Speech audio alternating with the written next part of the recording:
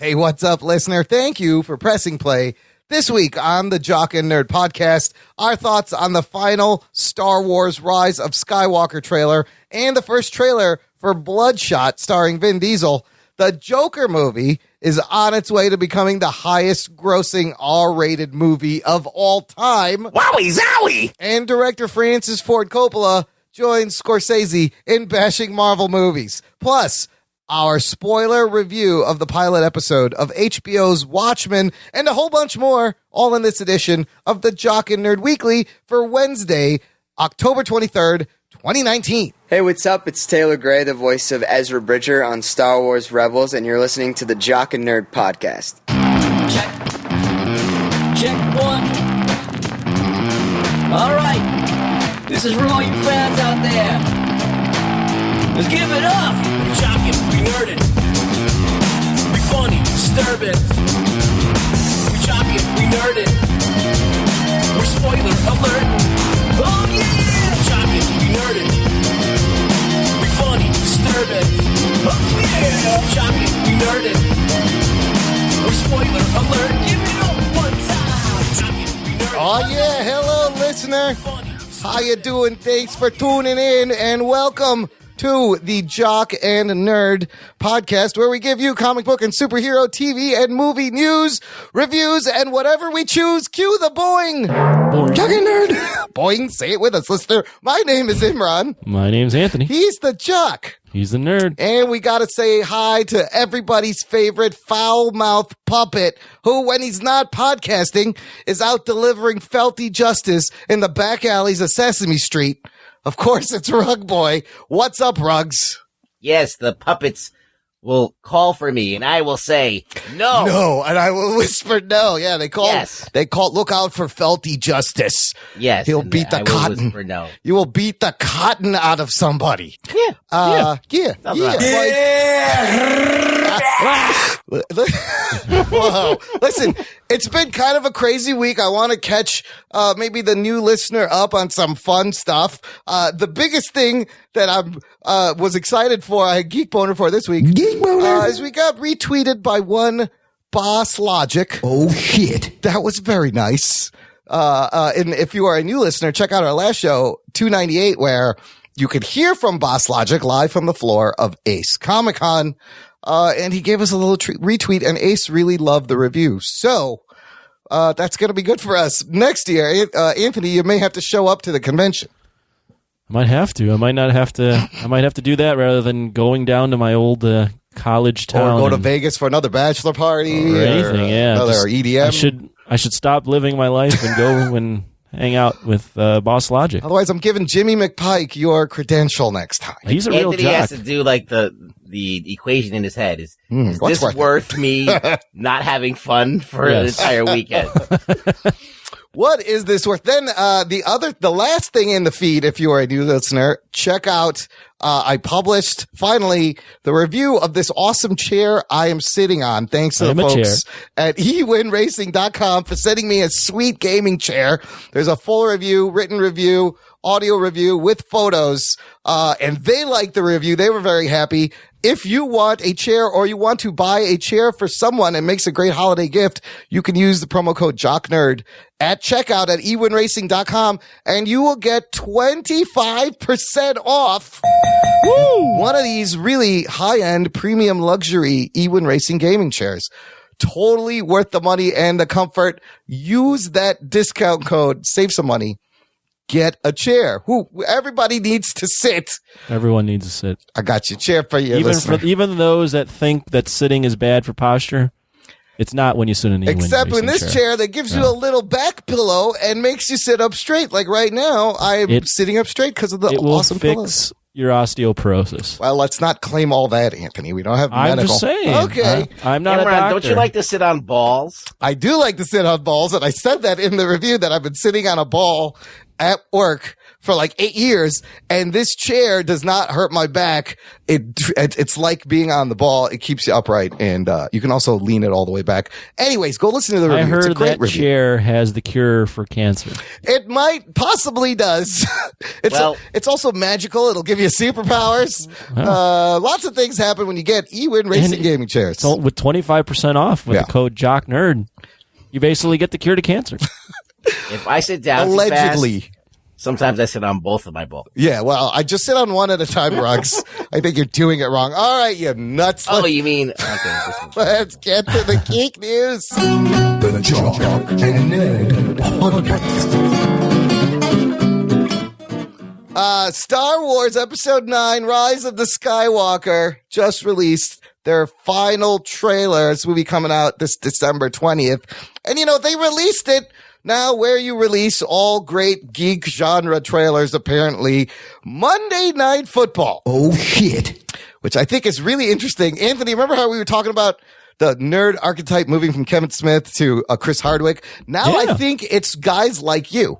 Is all of us, right? It's people who like football, and now they also like Star Wars. How does that feel watching that during football? Now you don't have to hide that you like this stuff. You can be out of the oven. You can be out of the proverbial nerd closet and do all of the things. What are you going to do when these are all the movies that are out? There's nothing else to watch. It's a good point. The real nerds will find something else. As Coppola was saying. Well, we'll get to that. Slow your roll. Let's talk about this trailer first.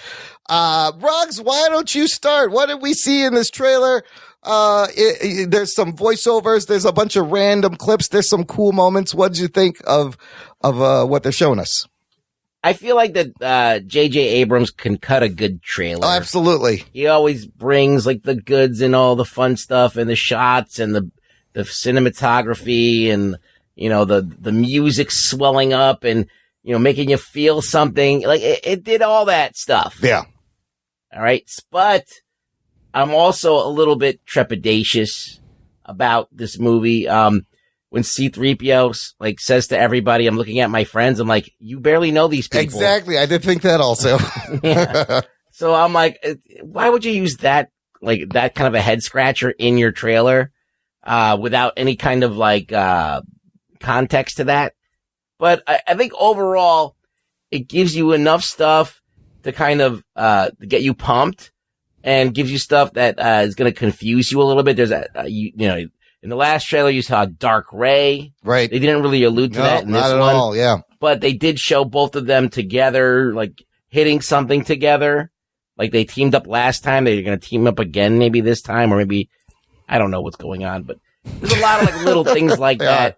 They, at one point they showed the Millennium Falcon dropping in, and you could see some of the ship from Rebels is in there. Every ship in that shot is an Easter egg. There are ships in there from every Star Wars movie and multiple video games and multiple cartoons. Yeah. It's pretty crazy. So, I mean, that was good Geek Boner moment for the segment. I did enjoy the trailer and think it's a good trailer, but I mean, that if the movie is beholden to The Last Jedi, I don't know how excited I could get myself. It needs to undo The Last Jedi. You know what I mean? Yeah. I have to talk myself down from the trailer. I'm like, The Last Jedi, The Last Jedi, The Last Jedi. Yeah. And go, okay, how far can he stray from this? How much can he fix? And so even though I'm like, oh, it's going to be awesome. It's going to be a J.J. Abrams movie which The Force Awakens had a little bit more of that charm. Yeah. And that love for the fan. Than The Last Jedi the middle one, had contempt for the fan and said, fuck you, fan. So I don't know. I'm kind of lost at sea with this trailer. Anthony, let me ask you, we all know not the biggest Star Wars fan, but you have taken this journey with us in the new movies. Yeah. Watching this, Geek Boner or Floppy Jock, what were you feeling? Boner? Not Geek a geek boner. Just the middle, just regular. Just the boner, because I'm obviously not a Star Wars fan. Last Jedi, I just found to be boring. Yeah. And I found a lot of the story not to make a ton of sense here. Yeah.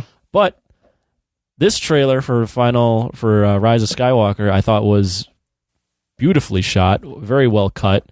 As Rugway mentioned, the music's all in the right places. Legitimately, by the end, I was like, oh, this is I guess this is. I kind of was like, oh man, I'm feeling something for Star Wars. He's by hitting the end the of notes. this. Yeah, he hit all the right notes. Yeah. As Michael Cherkowski and the Jock and Nerd Nation pointed out, it is a little funny that J.J. Abrams just loves putting spaceships in Earth settings or Earth-like settings. Yes, spaceships in the Earth atmosphere or the planet atmosphere. It cuts for a beautiful shot. Well, space horses, yay or nay? What did we think about the space horses riding on top of the starship? It's all sorts of things that you didn't think you would see together in a film. So I think it makes for just interesting visuals. I think the colors are really vibrant. Yeah. The music at the end with Ren, what's her name? Ray. Yeah. With her kind of tearing up. I mean, it's hitting all the right notes. So for me, great, really good trailer. Who knows what the movie is going to be like? I don't even remember where the story left off at the last movie. So that's where I'm at. Yeah, good point. I think there's a time jump, and maybe Ray's been trading more. No, I felt the same. I thought it looks gorgeous. The music, of course, is fucking what gives you the fucking geek boner feels. But a lot of interesting things. I love seeing Lando and Chewie in the Millennium Falcon. I like seeing Rey and Kylo sword fight in the rain on top of the Death Star, possibly. You see the throne, a lot of Game of Thrones-ish stuff, like the throne, and then you see them in the Death Star that looks like the throne room was destroyed from Game of Thrones. I thought that was interesting. Carrie Fisher reused footage. Yeah, it's very interesting. They use the shot. I mean, they use that shot of her and Rey hugging very, very intentionally to make you feel like this is the movie. Like you have to see. Like this is the last time you'll ever see this actress. Well, yes. I mean, it is. I mean, they cut to Rey crying while she's hugging her. I mean, I think there's going to be a lot of Carrie Fisher in this. How do you feel about Palpatine? So we kind of get a shot over the shoulder. The Emperor from the first one? Yes, that's possible. And he has a voiceover saying, "I've waited a long time." I thought he was dead. Well, that's the thing. My only criticism is if you bring Palpatine back, then what the fuck was the point of Anakin killing him at the end of Return of the Jedi? It doesn't undo all of that? Like that was for nothing? They're like undoing everything. They're like, I mean, this whole series has made Han Solo an asshole, Luke Skywalker an asshole. They are. And they're just all complete fucking assholes and not heroes of the story anymore. The other concern I have is this movie not only has to finish this trilogy, but has to land the ending of a 40-year, 9-movie saga. And I don't know I don't have a high sense of hope that they're going to be able to be doing that. The marketing for it, sorry, just to interrupt, but the marketing for it is very similar to Endgame in that, we know there's more movies coming, but this is the end of this saga's, and in this case for Star Wars, a much longer period of time saga. The Skywalker story, the end of Palpatine, who's been a threat throughout all 9 of these movies now. Wasn't he dead? He was thrown in the middle of the Death Star and then blew up. No. Was that Snoke? That was Snoke. And then he got chopped in half and nobody even knows what he was or who he was. I also feel like that line Rey says is, "You think you know me, but you really don't." Like that's directly at all the fucking haters and the fans and the people speculating. Well, we really don't. We don't know her. We She's know nothing. right. So, okay. We don't know shit. Where are we at with the last movie? Where did it end? At the end, remember there was kids who had the Jedi Force and they had the Force, they were floating the broom. Well, they were at the casino. They all pile into Millennium Falcon after she makes the rocks go up. At the end of that thing. Well, yeah, so the rocks come, they open the cage. Was there some sort of revelation about her at the end? No, I totally forgot. No, but like power-wise, was she more powerful than something? Or no, she didn't. She was training in that movie, and from what she did that rock thing. She raised all those rocks. Yes, like then, that's a superpower, right? And then Kylo Ren killed Snoke. Yes. And he's basically still bad and leading everything? Sort of. I mean, and there's the shot where they both smash like Vader's helmet or what it was sitting on. It's very confusing. What was the point of them shooting Luke Skywalker and him turning into red smoke or whatever? He was a force projection, so he wasn't there, but that killed him. Spoilers for the end of whatever. You've seen the fucking movie. Seen the movie. Remember, he was a force projection, and so he is technically... So he did that and they got away? I totally forgot. Yes, he basically what happens at the end of the movie is they all go to this planet and thinking that they're gonna maybe get some of the other rebels to come join them, but no one ever comes. All right. So they're just sitting ducks, and then they fucking go and attack. So Luke Skywalker force projects himself to distract them so they can have some way to escape. And then that whole ruse happens, and then the Millennium Falcon shows up with Rey. She moves the rocks. She moves the rocks. All of the people, whoever's left that didn't get decimated, goes into the Millennium Falcon. They take off, and as they take off, they're talking about they felt that Luke died, and Luke dies after he does the force projection because I guess it strains him too much. Yeah. And then the kids have the force. Then you see the kids with the force. But before that, an important thing, a little detail is that Luke Skywalker burns down the Jedi temple thing. Oh, right. The tree. Yeah. But in a shot before that, you see Rey loading up the Millennium Falcon, and she took the books. The books are in the Millennium Falcon right now, and there was silver. So the whole thing was that the force was going away, right? Was that it? Well, the idea of Jedis and it's Sith light and all that versus stuff. Dark and the sides But you choose. I forgot, what was the point of the kids having the force? I don't know. Just to say that you don't have to be a Skywalker or chosen to be a Jedi. You don't, because and I think that's the stupidest thing in the world, because we just watched the prequels where there were thousands of Jedis of all different alien races and different backgrounds. So we need to really say this? I don't know. Why? JJ has to put all the dishes back on the shelf. It's like when you have to do something to say, see? And it's like, okay, but we're not dumb. I saw the other movie. I know that there's fucking Mace Windu and shit. I know. There's a fucking guy who has an octopus face that's the Jedi. We know. Yeah. Anybody could be a Jedi. Yeah, why are you showing just these old kids? Everybody knows this has nothing to do with the Skywalkers. This Luke Skywalker character and Anakin are just tied to this Darth Vader Emperor thing that's kind of at the crux of everything. That's all it is. The other thing that's different for me with this trilogy than with the original trilogy is by the time we got to that third movie, by the time we got to Return of the Jedi, you really are well connected and you love these main characters and you are invested. You're all in. You can't wait to see them. And honestly, Return of the Jedi is an amazing ending. It's an amazing last movie. Now, at this point in this trilogy, I don't kind of have that same connection with these guys that you end up having with Luke and Han and Leia and Chewie and Lando in the original trilogy. Because they keep introducing more characters in every movie. Yes. All right. Yeah. So, and that's what the problem is. So, in the first movie, you had Obi-Wan and he dies. Right. And then they add a Yoda. Yeah. So now the economy of characters stays the same. Yeah. You're getting to just know. Trade one out. Yes. Yeah. This one, they're loading more and more characters, 5 or 6 new characters, and then giving them screen time and then making them important to the cause. And then they only just all meet at the end of the second movie. Yeah. They're not even together. Yeah. So, yeah. Listen, the reactions to this online were amazing, from people loving it to John Bellotti posting "shoot me in the head" in a response when I posted this video. So it's all over the place, but clearly isn't it doing well sales wise? Yes, it's topped Avengers Endgame new first hour ticket sales record.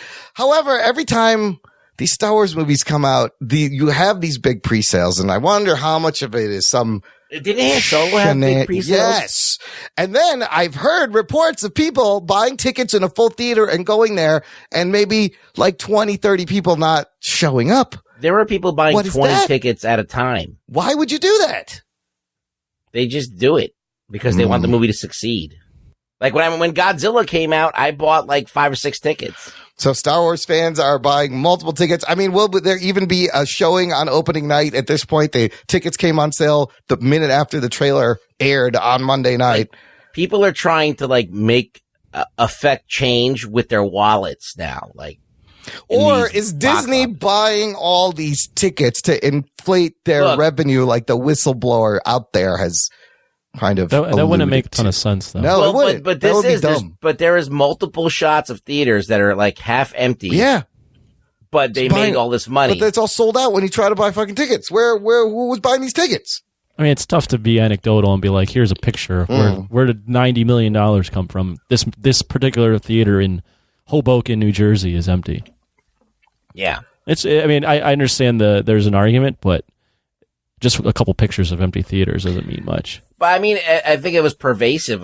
Maybe it's all lies. It could be lies, but I've heard a lot of people say this though. So they're going to kill it. This movie will probably make another fucking $2 billion.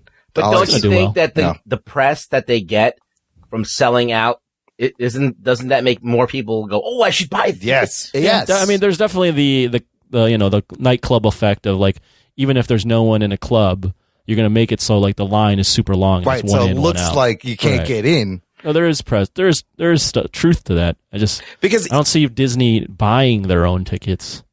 Well, yeah. I mean, even you just be taking money and putting it from your left pocket to your right pocket, and actually taxing it and giving a little bit to the just theater. For the public look. I don't know, just for the optics. I mean, myself, when I heard about that ticket sales are high, I was like, oh, I should get some tickets. But I'm not going to get fucking tickets until the movie comes out. I don't know where I'm going to be in 2 months. When is the movie come out? December 20th. Mm-mm. So about 2 months away.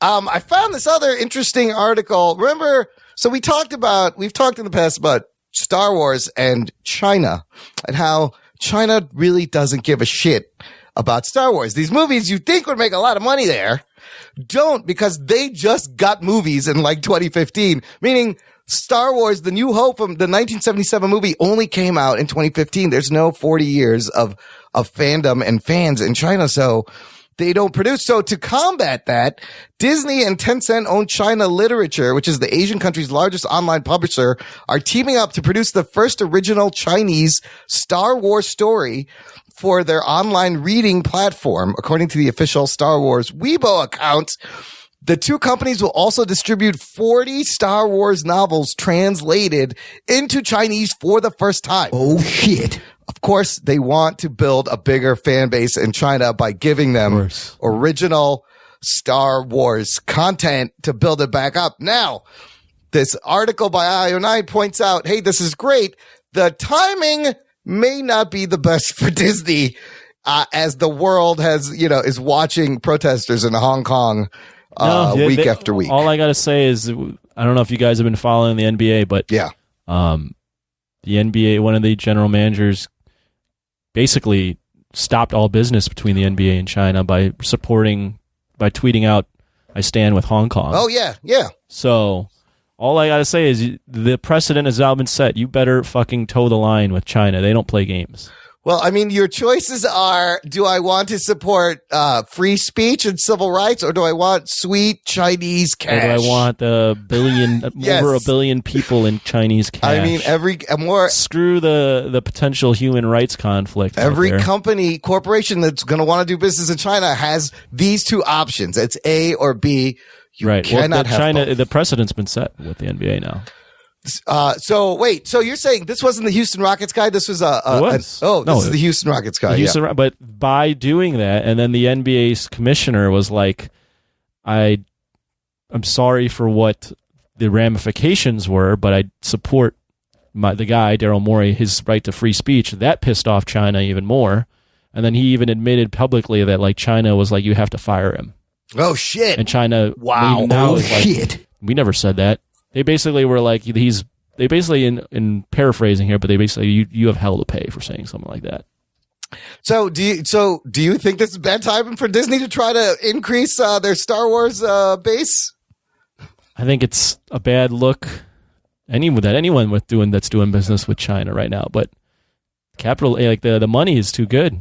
I mean, it's in one way it is a smart move to get Chinese audiences invested in these stories. Biggest market. Besides, it's one of the biggest markets. It's the second biggest movie market. It'll probably be the first very soon. Just don't be political. Yeah. Just look, they want escapist pop culture movies. It's gonna be hard. Listener, let us know what you thought about the Rise of Skywalker trailer. Join our Facebook group. It's called Jock and Nerd Nation.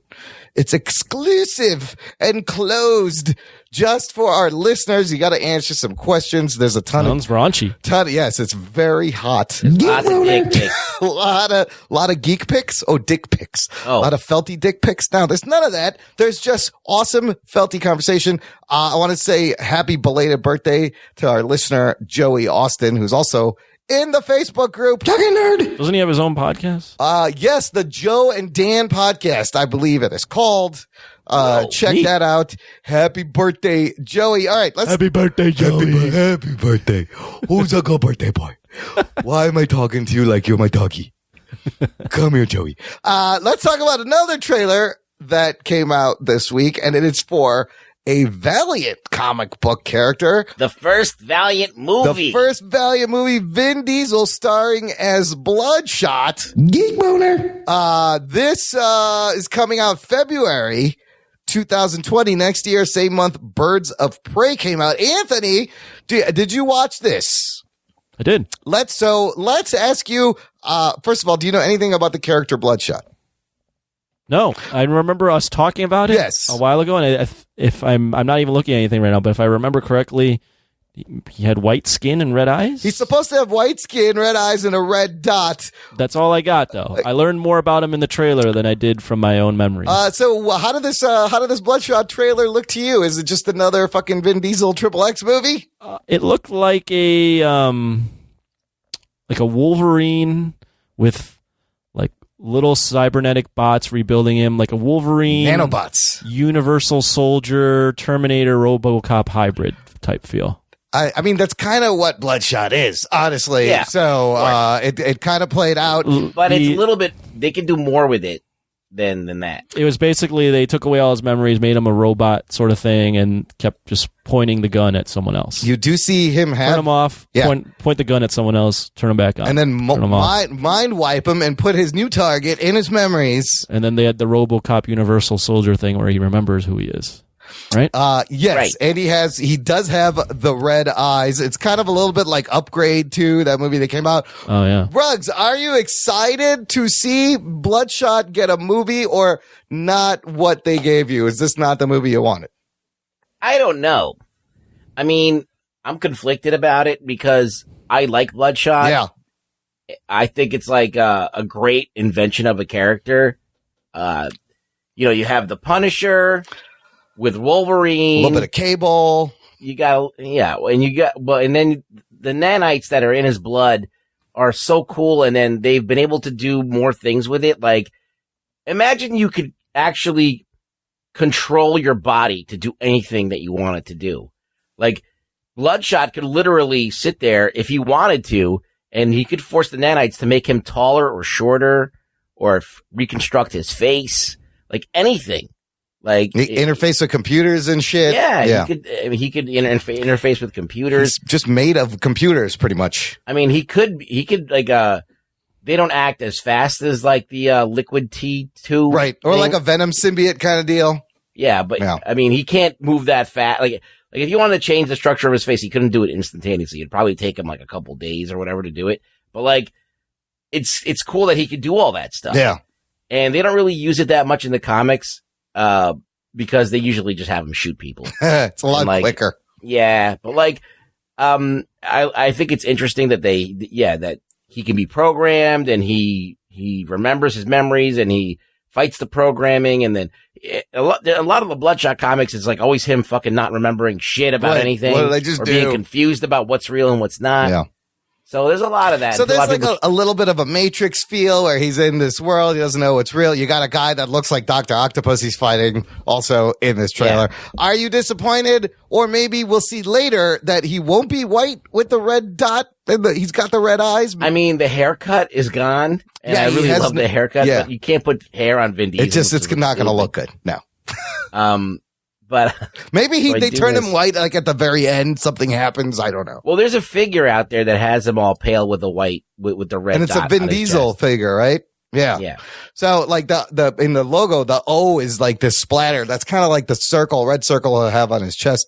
I got a little bit of geek boner. I'm just excited that Valiant is finally getting their due. We read this shit back in the 90s. It looks like a competent action film, regardless if it's Bloodshot or not. Yeah, I would agree. I think it does. It looks it looks pretty good. Like it does look like a fun action film.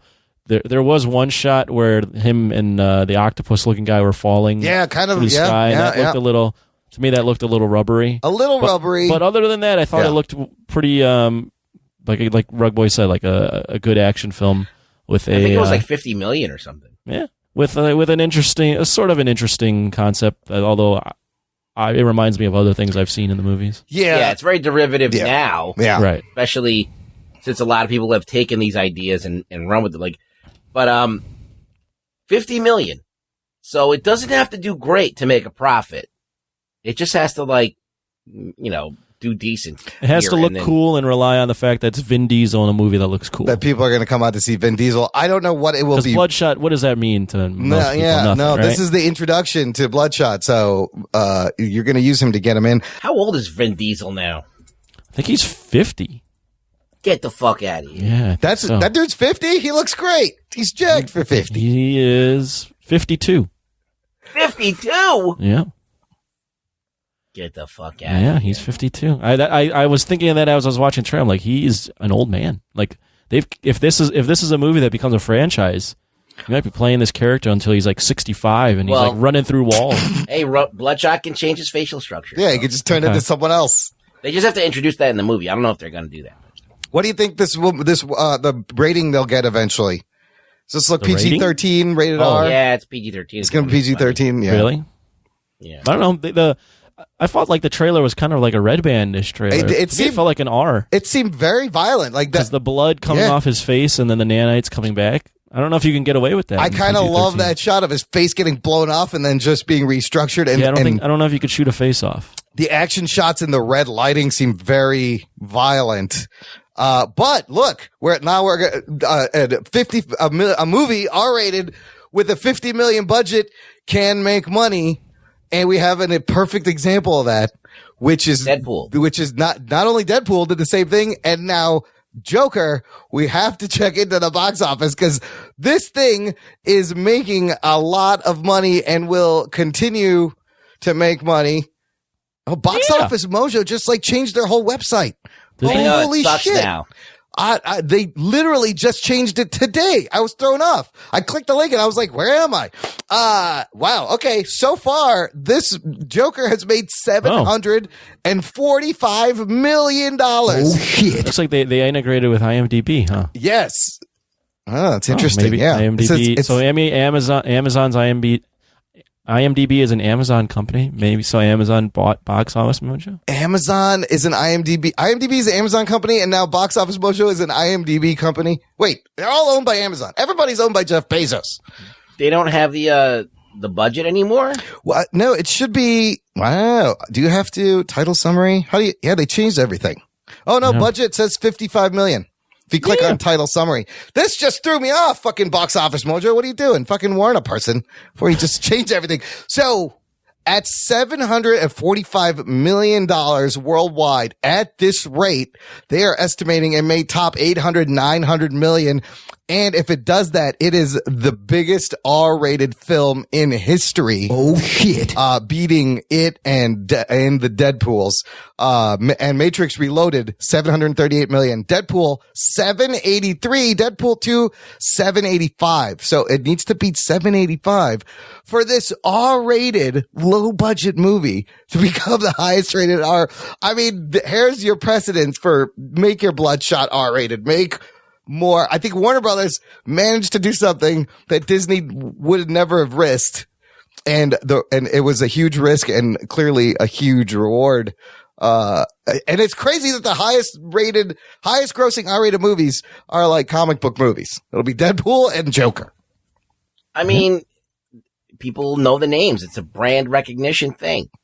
So there's that. There's also fucking assholes that are going on those stairs. Oh yeah, posing for pictures. Where are the stairs? Bronx. Have we found out? In the Bronx. It is in the Bronx. Yeah. Everybody watch your pockets, people. That's a hot pickpocketing spot right now. Maybe I'll be there. Is the stair? Maybe you will. Maybe you don't want to go there. Put your wallet in your front pocket, Anthony, if you're using those stairs because they're going to be crowded. I just imagine right now you go to those stairs and there's just like 20 people in Joker costumes just walking up and down over and over again just because it's worse than that. Oh my God. It's crazy. To answer your thing though about the R-rated movies being comic book movies, I think right now we're obviously in a golden era for comic movies. There's a lot of good cachet around them, so it kind of makes sense. And I like that they've been able to prove that it doesn't need to be PG-13. It can push the boundaries. It can take risks. Well, comics are just IP, right? Yeah. They're just ideas for things. They're of course, there's different genres within it, but you got like The Walking Dead. That's a comic book thing. Yeah. So many different things that comic books, are responsible for creating. But the Joker is something that everybody knows. Something that's like Deadpool. That's why it's even more impressive for Deadpool, because nobody knew what the fuck Deadpool was. Right. So Joker, I expect to do better because everybody knows who the Joker is.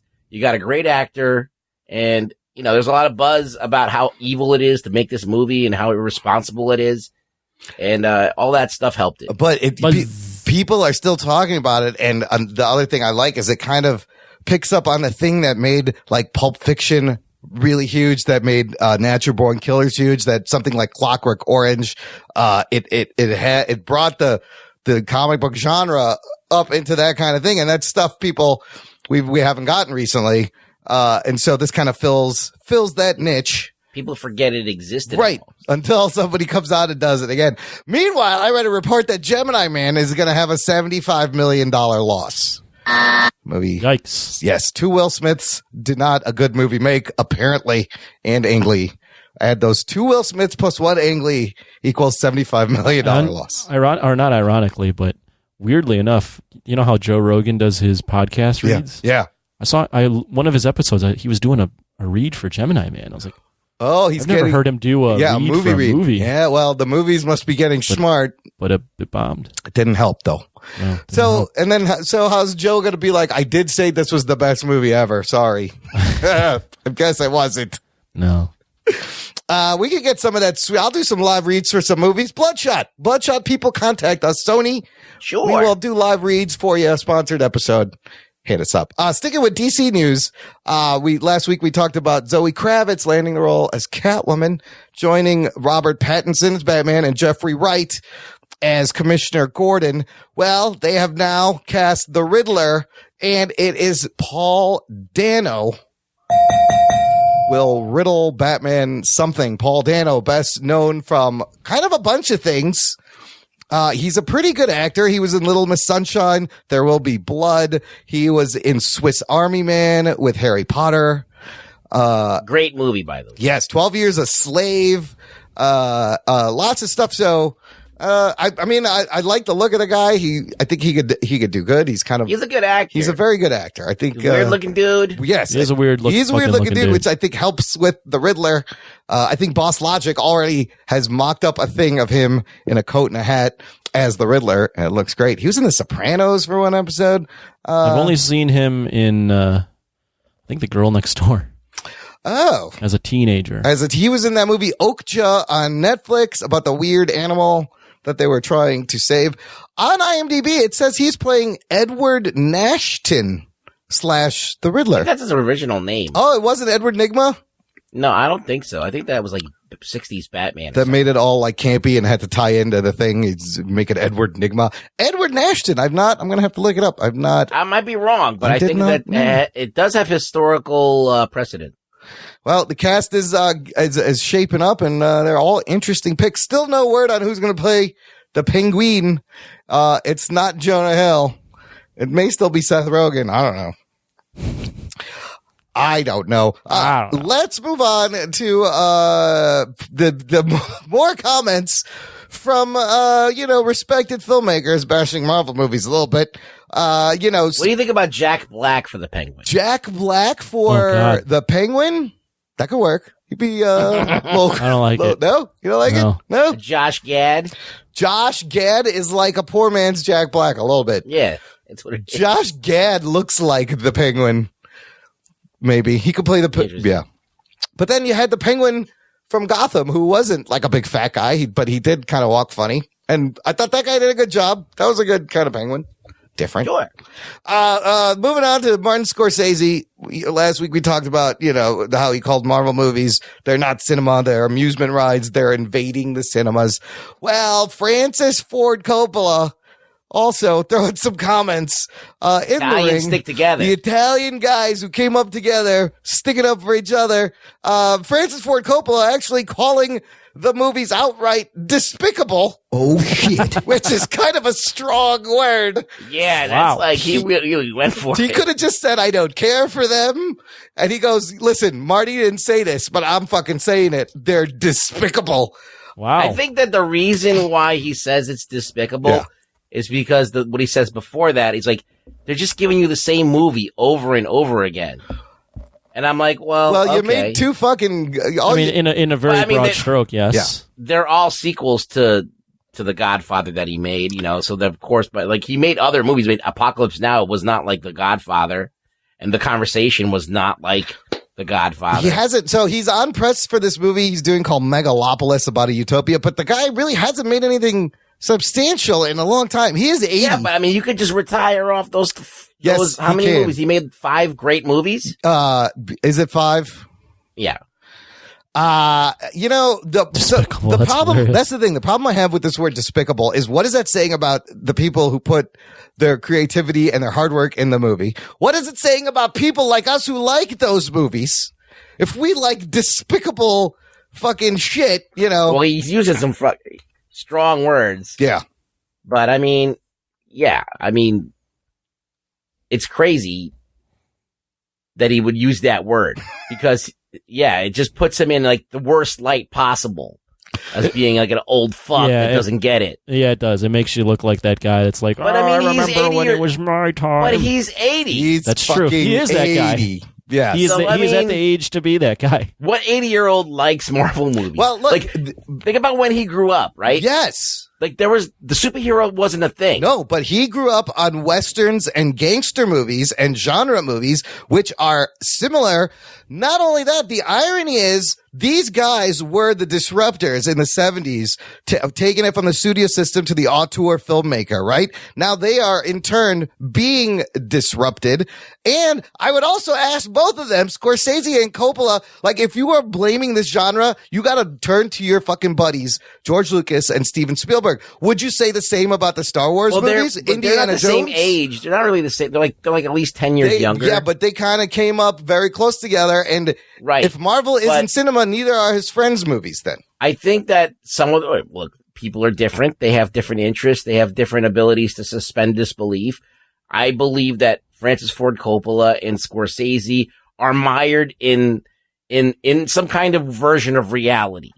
Like they're like just people in my family that are up there in that age group that like they just can't accept anything fantastic. Mm-hmm. They just think it's too whimsical and a waste of time. But they don't like escapist fantasy to like just escape from reality for a little while? I can agree with my dad would never like a Marvel movie, but he will sit and watch the same damn cowboy movies over and over and which over. are the same thing as Marvel movies. No, that's different. Go ahead. That's just what... That's as far as they'll go. It's like, okay, a cowboy is possible. Yeah. Gangsters are possible. Gangsters are possible. Yeah. So they will allow themselves, even if the fucking shit even if this cowboy is shooting a gun like 1,000 times and never missing. Yeah. Yeah. They'll go for that. That's their version of suspending your disbelief. I mean, my dad loves cowboy movies, loves Italian mobster movies. Yeah. If you throw in like a Jurassic Park or Star Wars, he's already out. So it's just that era of like people, they grew up watching those movies, and there's a certain sense of like the escapism is that. Yeah. It's not something where you have to use using your imagination. My dad will be like, that's kid stuff. Like, what am I watching here? There's something infantile about it. Yes. To them. And that's just who we have to understand, like, okay, maybe you shouldn't be saying this because like it's kind of dicky, but I mean, like, that's what they actually believe. Yeah. Like, I can't really begrudge them because they grew up in that time and they think that shit is stupid. I mean, I think that's fucking Pokemon is stupid. I mean, people like that. Like, whatever. Society isn't static. Culture evolves. Things become popular and become unpopular. I think this whole conversation still fascinates me because I found a pair of articles that contradict each other, and I kind of agree with both of them. On the one hand, why should we care what these people say? They're their opinions. Yes, they are invading theaters, Scorsese. But you know what else they're giving theaters that are being invaded by? Fucking cash. Yeah. So, which the theaters like, which maybe give them room to play some other movies. But right now, superhero films and animated films are the only thing keeping movie theaters afloat. So what do you want? On the other hand, there's this great article from Variety. Are Martin Scorsese, Francis Ford Coppola right about Marvel? And really the answer is yes and no. They are right and they're both wrong. But this guy, I like how he puts, I like this writer, Owen Gleiberman. I like how he kind of puts his conclusion. He's like, but here's why I think Scorsese and Coppola are actually right, and why in their high-minded, disgruntled, what's the world coming to way, the two are doing American movie culture an incredible service. The way I see it is they've planted this issue at the center of the conversation, staking their credibility on an argument that radically changes the status quo. So he goes on to say, so I would disagree though with that. Okay. Here's why.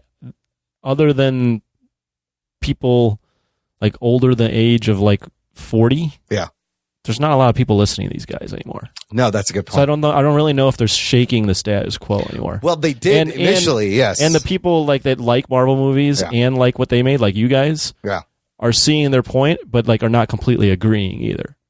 No, because they're not really allowing themselves, because of their mentality, to at least see that there is some kind of artistic merit to some of it.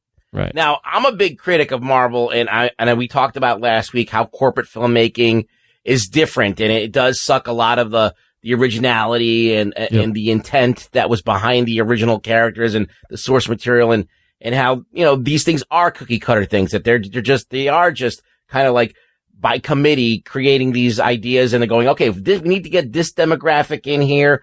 We need to get now, you can see it even happening. You can see like, we need to get these people on board. We need to widen our market to here. So it's a money first, story later.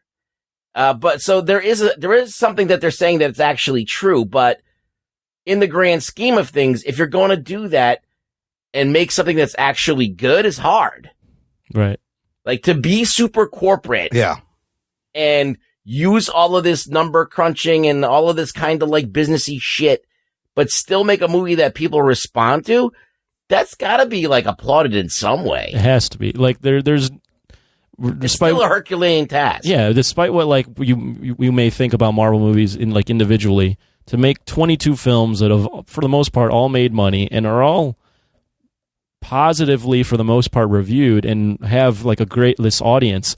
That's never been done before by a big corporation. It's not. This is unprecedented. No corporation, just put not even a franchise, just put 22 consecutive movies. And made $26 billion. No, not even that, Imran, but just pick 22 movies in a row. Yeah. From like WB or Sony. Yeah. Not all 22 of those are going to be good. Right. Now you have like one corporation trying to do like make them all good and like pick like the best parts of every comic or like the most palatable parts and put that. There is something to be commended there. The standard of quality is always there. I would just disagree with that article saying that they're shaking the status quo. I don't think anyone listens. But here's another great point that Owen Gleiberman makes in this article, because he says what you guys just said. He's like, this really isn't about putting down Marvel movies. It's about asking what in the future we want our popular culture to be. Where will this corporate filmmaking eventually go? He says the trouble with the blockbuster movie culture, not just Marvel movies, is that there's no mystery to the movie, right? It's all on the surface. So he wraps this whole thing up by saying, do we want a movie culture, an art culture where everything is programmed and scannable with no hidden levels so that movies no longer reflect the mystery in ourselves? He says some might say we do, but I would be careful what you wish for. Because do you really want that? There needs to be room for both. You need to have the La La Lands and the 12 Years a Slaves and the Jokers. And there needs to be room for the Marvel escapist movies, which is what a lot of people go to the theater for. Yeah, I think that if you look at Francis Ford Coppola's movies that he directed, they're like, he tries a romantic comedy. He tries this, he tries that, and some of these things are actually like he did Dracula, and he did one of the best Dracula movies ever. He also directed the Michael Jackson short Captain EO. Yeah, okay, that was weird, but he tried that. Yeah, like, you know what I mean? Like, he did these things, and he made the Rainmaker, which a law like movie, like where they're about lawyers and shit. So it's like he did The Outsiders, like so many different movies in different eras and all these different things, and you can't just pin him down as like he does just this. Yeah, right. Well, and that's a testament to him. Peggy Sue Got Married was a great kind of rom-com, very different kind of movie, like you said. But that's the other reason is why I think their opinions are valid, because these guys did change the way people made movies for many years. Like, we owe a lot to both of them. But did he have to use the word despicable? I think my last point would be I think there's a lot of overreaction to this stuff. Yeah. I think the media isn't helping. Right. I think if we had media back in, let's say the Universal Monster days, I think they'd write the same thing. Oh my God! Every movie's about a monster movie. Or in the 60s or 50s. Oh my God! Look at all the westerns. What's going on? Why are we gonna like? I think there's eras. Those movies. I think those Universal monster movies, though, they were hit and miss. Like there were one really good one, and then all of a sudden the other one would go up, and then they would like there was no consistency. They would switch gears. Yeah. And this is the thing with this is they're consistently hitting them out of the park and making money. And so there's no reason to ever divert to something else. Yeah, and it eventually, I mean, the shoe has to drop, right? Eventually these will stop making money. Or stop being the hits that they are. Or will they? Will they go the way of the even genre like when my boy, Fiddlesticks Winterbottom, who I had on the spin-off show, we talked about the slasher genre, how that basically took over horror filmmaking in the late 70s and early 80s. Right. Until it came to a point when they had to stop because the market was too flooded. Yes. You know, like that was all you saw in horror was slasher film. Let's make our next slasher film. So these things all go, I think, as Rug Boy pointed out, that, you know, these still are making money, so there's no reason for it to stop. But I think eventually, I mean, nothing lasts forever, right? Yeah. This will stop. Disney will find a way to fucking keep this going as long as they can. They're going to just keep doing it until it's not profitable anymore. But I think that the fear is that, like, name Marvel movie directors. Like, you can maybe name like 3 or 4. Like, it doesn't really matter who directs the movies, except for maybe the Russos every once in a while. James Gunn. The 3 biggest are the Gunn, Coogler, Russos, Waititi. Favreau, James Gunn, Taika Waititi. Yeah. Those are the big ones. Yeah. Out of 20, and then we know, like, you can't name the Captain Marvel. It was directors. 2 people. One was a woman. Yeah, no one knows who they are. No one cares. Boy and a girl. You know, it's just like it doesn't really. It's not evident in the so when you lose that.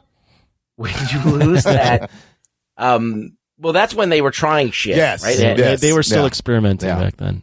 But it doesn't really matter who directs the movie. Anybody can make a Marvel movie. Like, they can literally just. That's why they're getting like, okay, we need a director of this caliber, that is of this specific race or of this specific gender to direct this movie, and they'll just do it. It has no bearing on like whether this is the perfect person to direct this movie. Like, to make this person does great water movies. Let's get him to do it's a factory. It's a system. It's like you said, it's on rails. You just this guy's a visionary with special effects in space. We'll get this guy. Like, okay, let's get Ridley Scott to make this fucking movie because it's in outer space with ships. Like things like that. Things that just like kind of like where you're like expecting, oh, this guy's hand is going to be visible in this movie.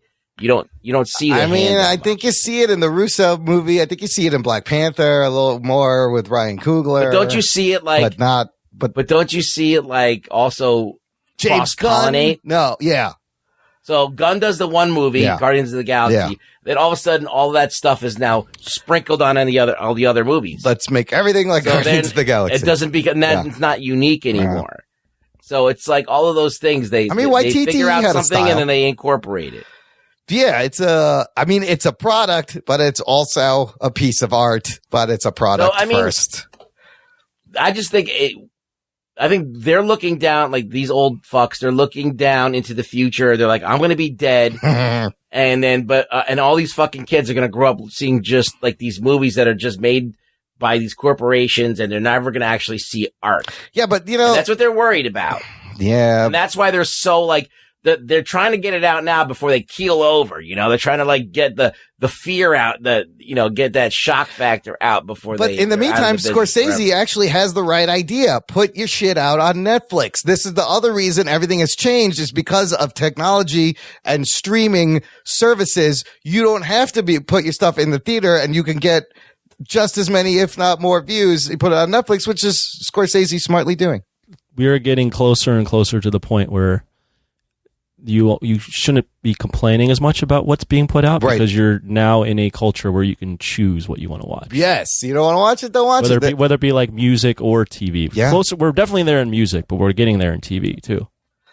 Yeah. Where you're like, fuck, like you don't have to sit there and be like, damn, I really don't like what's on ABC, or damn, I hate what the music on the radio has been playing. Yep.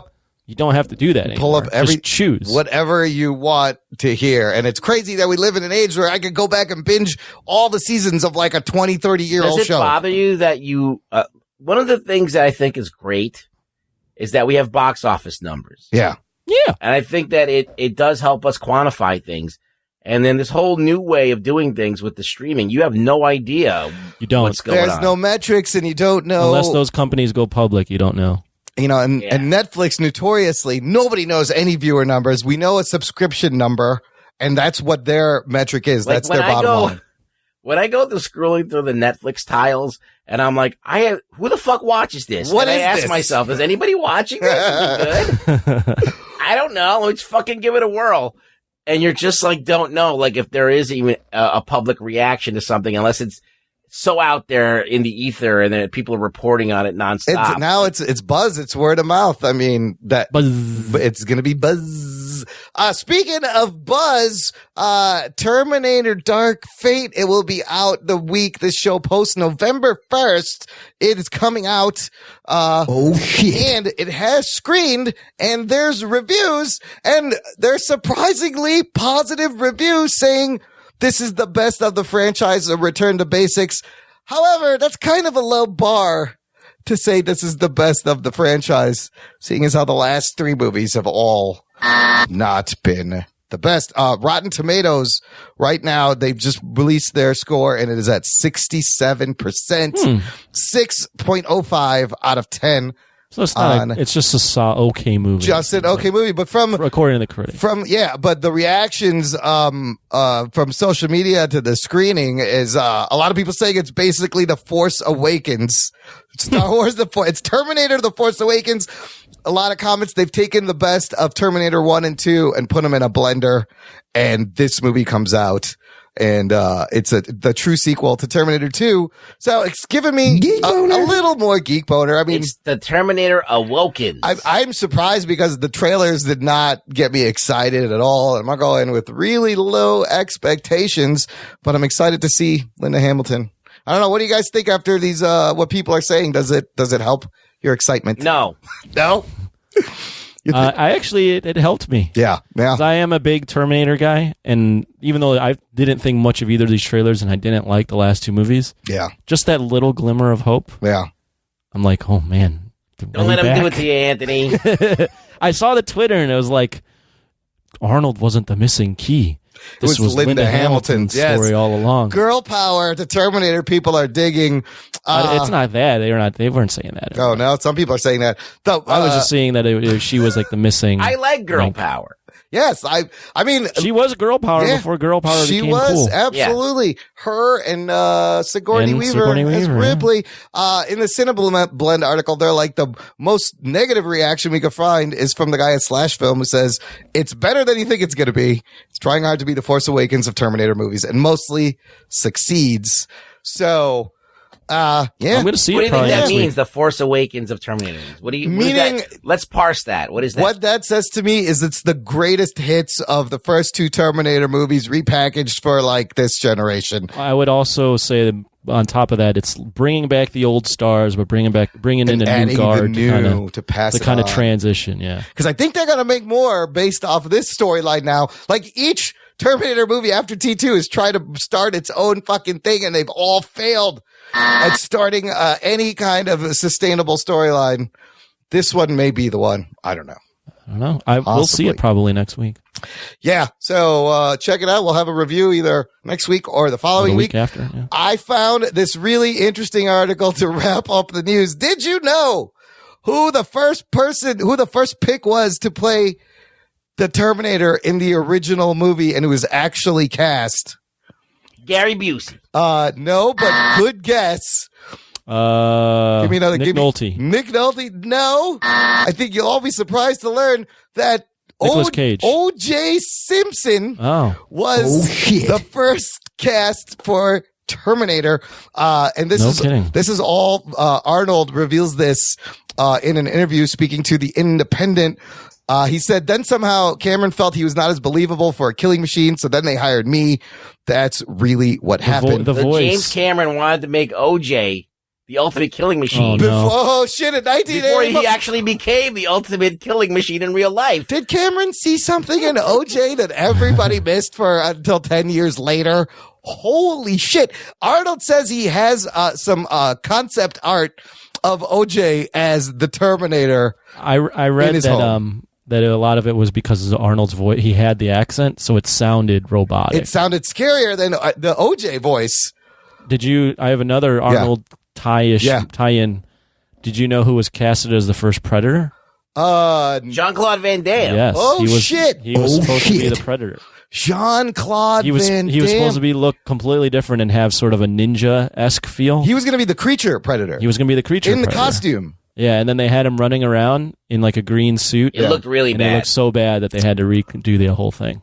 Oh shit! Because they were gonna they were shooting the invisible stuff. Oh, and he was supposed to have like a ninja type stealth feel. He didn't have like the cool Predator dreads. No, he looked He looked like I don't even know. He looked like a Jar Jar Binks a little bit. Oh, I see. Like a weird alien. Yeah. Well, I'm glad that didn't happen.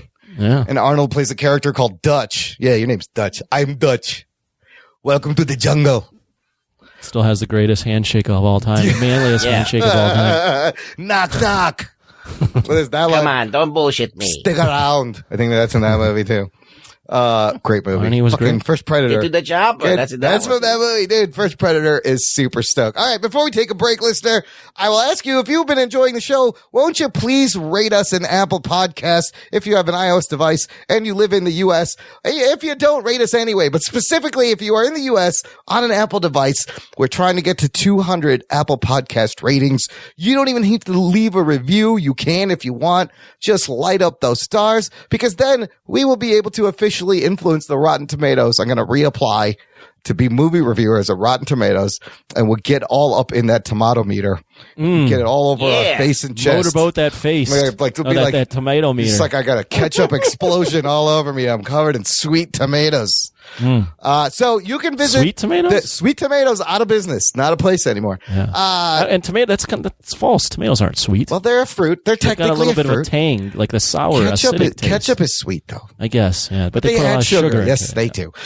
Check the show notes for the link to review us, or visit jockandnerd.com/review. It'll take you right to our Apple Podcast page. We're going to take a quick break, play some promos, and we'll be right back with the pilot review of HBO's Watchmen right after this. After these messages, we'll be right back. Hey, this is Evan. Hey, Jason Underwood. And we hope you're enjoying the shows on the Danger Entertainment Network, now including the Bearded Ones comedy podcast. Yeah, we're super thrilled to be a part of this awesome lineup, guys. And what we do here on our show is, look, we are just trying to make you guys laugh through all kinds of different avenues. Hear me out here. Yeah. Hear me out. Please. What we are is we're two geeky white dudes talking and trying to be funny. Yeah, not try to blow in your mind here with with something brand new, but You never heard anything like this. We talk about Star Wars.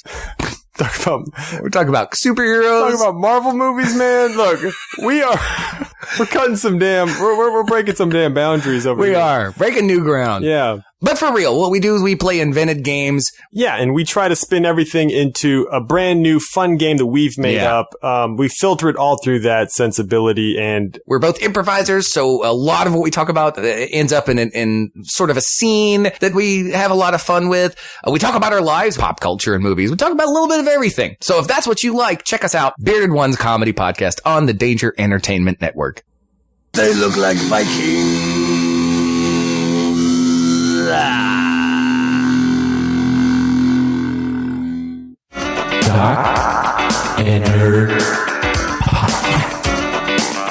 Listener, if you've been enjoying the show and you want to support the show and you want more show, join the fan club. Visit jockandnerd.com/Patreon and you will get bonus content, Patreon, early access to all the shows we put out here, Jock and Nerd Podcast, the spin-off show, bonus content. Like, I know we bait and switch people with the title of the show, Jock and Nerd, and it's just all nerd stuff. There is a sports show. It's just on the Patreon, and it's called Jock Talk, and it features Anthony and Chaz. Their bottom is very weak. Yeah. So NFL season is a big season for Jock Talk. I just want to plug real quick. First off, obviously, Jock Talk. You could catch an early episode of the spin-off show with listener Fiddlesticks Winterbottom, where we talk about slasher films. So shout out to Fiddlesticks.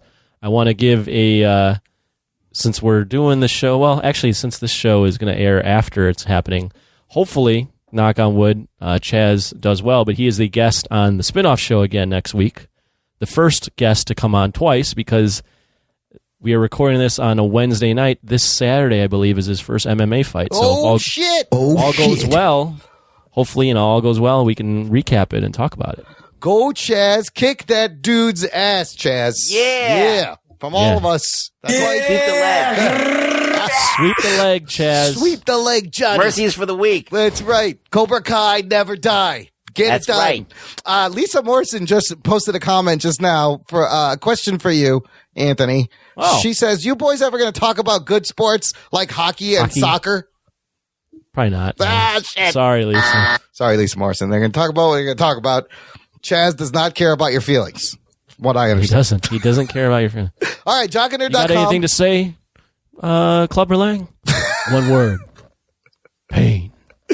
Visit jockandnerd.com/Patreon. Sign up. Let's get into our review of the pilot episode of HBO's Watchmen from David Lindelof. Here is your spoiler alert. Strap yourselves in, you fucks. Spoiler time. I do recommend you check out the show before it gets spoiled. You made us watch this. I did. It's episode 1 actually has a title. A lot of times the pilot is just called Pilot. This one, it's called It's Summer and We're Running Out of Ice, which is a line from a song in the musical Oklahoma, which is where this show takes place. It got pretty decent start on the ratings. First of all, it pulled in HBO's biggest digital audience for a series premiere in 3 years since Westworld premiere, meaning lots of people stream this on the app right away. Overall, it pulls in 1.5 million viewers. Oh, shit. Now, that's a decent start in comparison. Westworld season 1 and Game of Thrones season 1, episode 1. Those first episodes pulled in a little over 2 million people. So it's not a bad start. This, again, created by Damon Lindelof. First episode written by David Lindelof. Starring Regina King, Don Johnson, Tim Blake Nelson, Yahya Abdul-Mateen II, Black Manta himself. And the leader also... the leader, Tim Blake Nelson. Tim Blake Nelson was the leader. That's right. And he was in Fantastic Four. Oh, that's right. Also, Jeremy Irons and Lou Gossett Jr. Jeremy Irons. What's his name? That's right. That was the biggest moment for me when I saw Lou Gossett Jr. Lou Gossett Jr. Alfred. is quite, Jeremy Irons, Alfred from Justice League. But, dude, Lou Gossett Jr. is not looks not like how I remember the Lou Gossett Jr. Which guy is that? Lou Gossett Jr. is the old man in the wheelchair. Okay. All right. But I mean, we're talking Lou Gossett Jr. from Roots, and what are some of his other movies? Ruggs back in the day, Enemy Mine. He was in alien makeup. Yes, I mean, badass character. He was in that the Iron Eagle movies in the 80s. He was in Jaws 3D. But I was like, he was in Firewall. I was like, he's got to be getting old. And yeah, he does look old. So let's just get into the pilot. I forced you guys to watch this. I was hearing a lot of buzz. And, I'm just going to start. Honestly, I didn't know what to expect. And I was super impressed by this pilot episode. I really like this episode. I thought, the topical nature of it was great. The acting was good. The music's great. It surprised me. It has a shocking twist ending. It has an amazing opening. And it does what I think a good adaptation should do is it really made me appreciate the source material, which in this case is the Watchmen comic book and not the movie. And I know that's going to confuse a lot of people and it's not going to feel the same like the movie, but the risk they took and the balls to base this, like I said, 1.5 million people watch this. How many of those people do you think actually read this comic book? And the show doesn't hold your hand. They just drop you in expecting you to know. And there's a lot of weird things that happen that if you've just watched the movie, you wouldn't get. So we will go over all that. But overall, I got to say, pleasantly surprised and impressed at this. And I'm in. This hooked me more than the first episode of Westworld. Anthony, what did you think of this first episode? You have not read the book, but you've watched the movie, correct? Correct. And okay. But I'm not too well versed in all the Watchmen verse. Watchmen, the Watchmen verse. I think what the show did well is that it even though it dropped you into the universe, it was made well enough where you didn't need to know all the Watchmen stuff. So I still felt like, I mean, I have questions about things that were probably connected to the bigger Watchmen lore, but I felt like I was able to just kind of drop into the world. It's a little off. For me, it's just an outside, like a different reality. Yeah.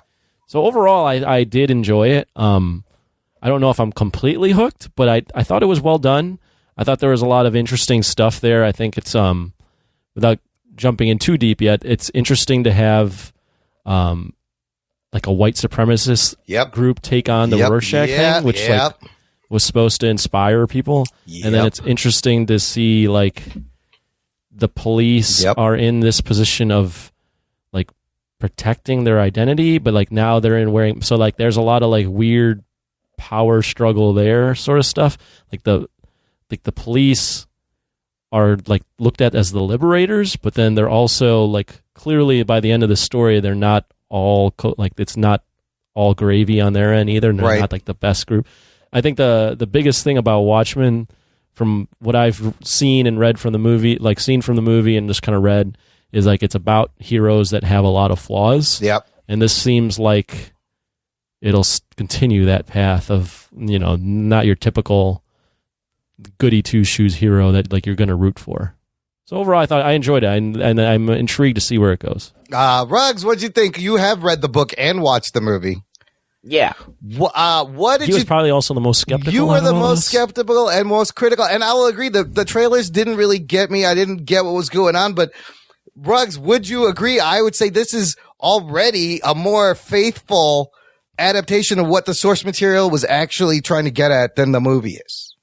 I couldn't disagree with you more. Oh, shit. Oh, shit. All right, let's get into it. All right. My feeling on the show was I actually enjoyed what I watched. I just don't know if what I'm watching is Watchmen. It's tied to Watchmen. It's tied to Watchmen, like in the most kind of like stretched out way as possible. Like they're really reaching to be connected. There are Easter eggs, and who knows? I don't remember. This is the one episode. Right. I'm making these assumptions on shit that I haven't seen yet.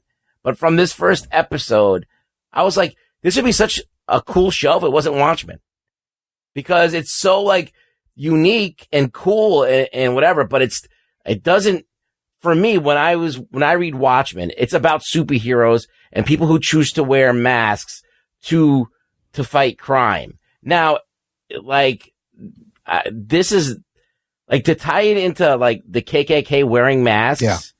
I'm like, all right, that's like kind of like, now you're kind of like taking something about like what if superheroes were real to something it doesn't even matter that they're superheroes at all.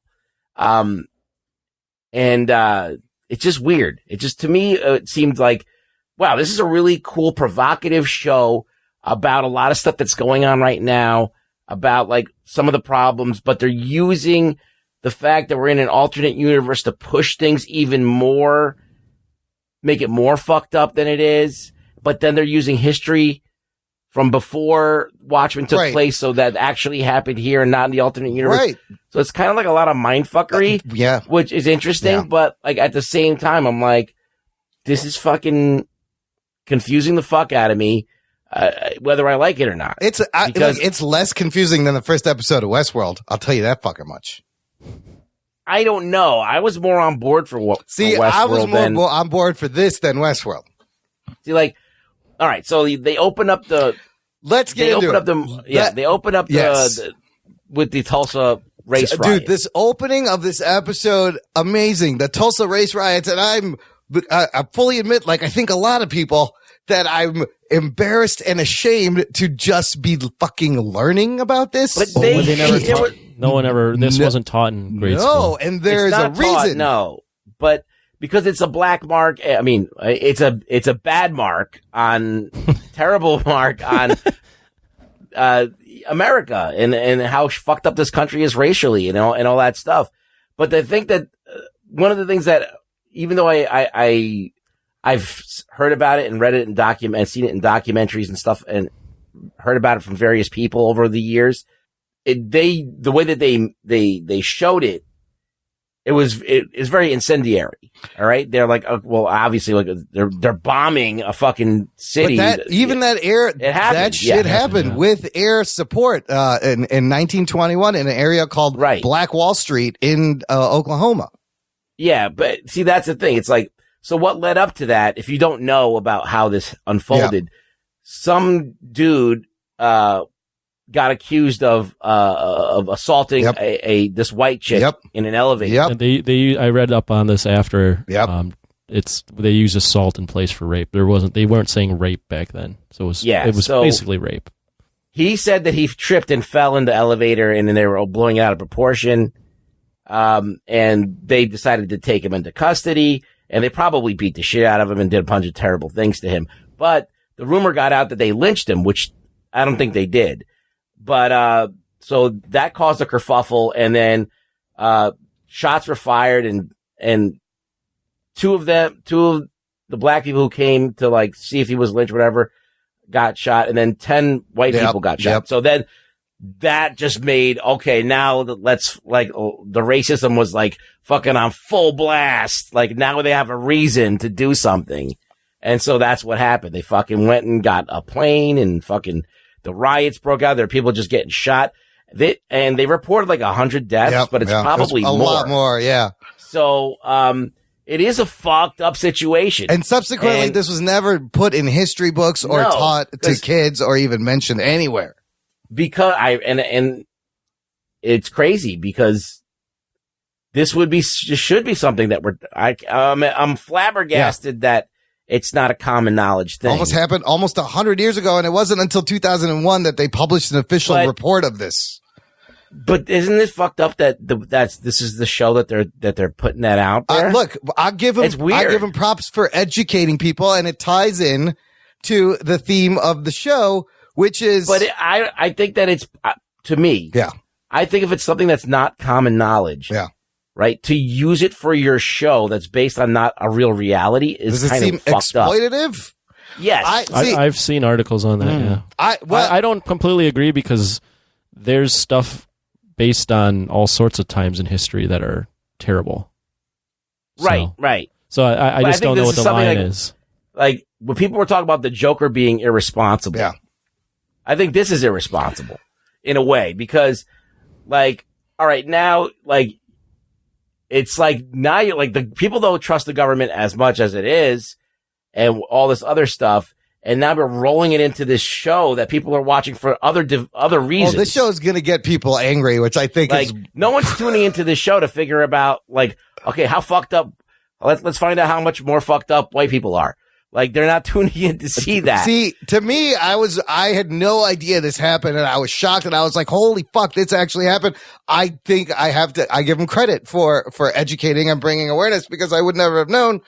But if you want to educate, actually make a movie that tells the story of actually what happened and not just use it as an incendiary thing to make your story to make your story compelling. What I find interesting about this version is it starts with that, and then, you know, in 1986, the events of Watchmen happen, and then we are now present day, having been affected and being in an alternate universe because the events of Watchmen, where, Nixon served 5 terms, we won the Vietnam War, and it became the 51st state of the Union. Yeah.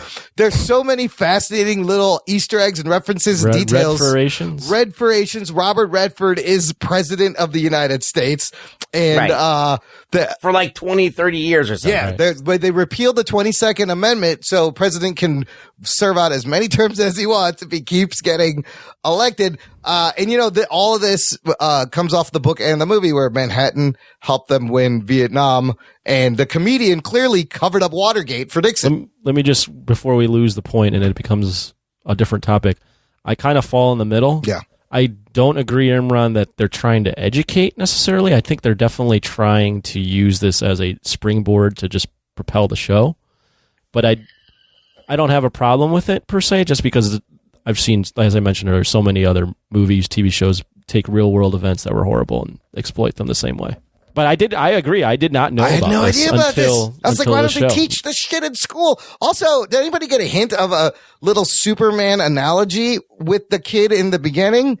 Meaning, with the boy they put into the crate, like the parents, their world is imploding. They take their kid, put him on a ship, send him away. Ship crashes in the Midwest, and that, at the end we see that Lou Gossett Jr. possibly is that boy, because he's got the same sign. Who the baby is, I don't know, but I kind of like that sort of analogy to Man of Steel, kind of subtly in there. But let's talk about some other interesting things. I watched it a second time, and the second time I didn't realize the first white supremacist dude you meet that shoots the cop, he's listening to hip hop in his car, first of all. Yeah, he's listening to who is that? I believe that's Future. Oh, it is Future. It's either Future, I forgot who it was. It's very auto-tuned. It was Future, or it might have been one of the Migos. I figured you would know, so I thought that was ironic. I was like, oh shit. He's listening to shitty rap. Yeah, he's listening to shitty auto-tuned rap. Absolutely. Yeah. Oh shit. But I thought it was so genius how to introduce the cops and the state the cops are in. I thought it was interesting that the cop has to get permission to use the gun. Yes. But the tension in that scene was well done, because you're getting the sense, the cop, by looking at the cop's face, you can tell he knows that this guy is a dangerous person. And he can't get the fucking gun out. And he's like, come on, Panda, give me my fucking gun. Right. And he has to continue. And by the time he gets it, the guy gets the Rorschach mascot, blows him away. I love that line where he's like, can I take a look at what you're hauling? And he's like, can I take a look at your face? The cop's like, what did you just say? I was like, oh shit. But imagine this reality where you could get pulled over by an officer and he has not armed right away and can't get armed until he calls in and makes a case for it.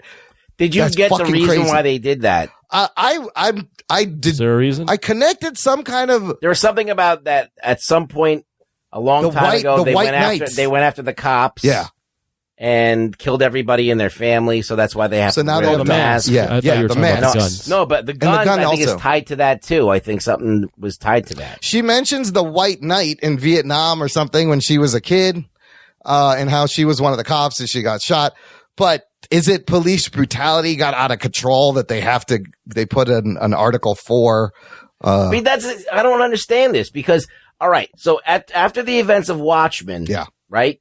The squid lands and what's the deal with the squid? So, okay. Well, the squid, they're not using the Snyder ending. They're using the actual book ending. Oh, is it the giant squid? Yeah. Where the giant squid teleports in and, not only it's a psychic squid, so it makes everybody insane. Mm-hmm. In the comics, Ozymandias hires a group of tech and artists, and he tells them he's making a monster movie, and he has them build a giant Godzilla creature. Right, and I'm familiar with that. It's a squid. But what's the deal with the raining squid?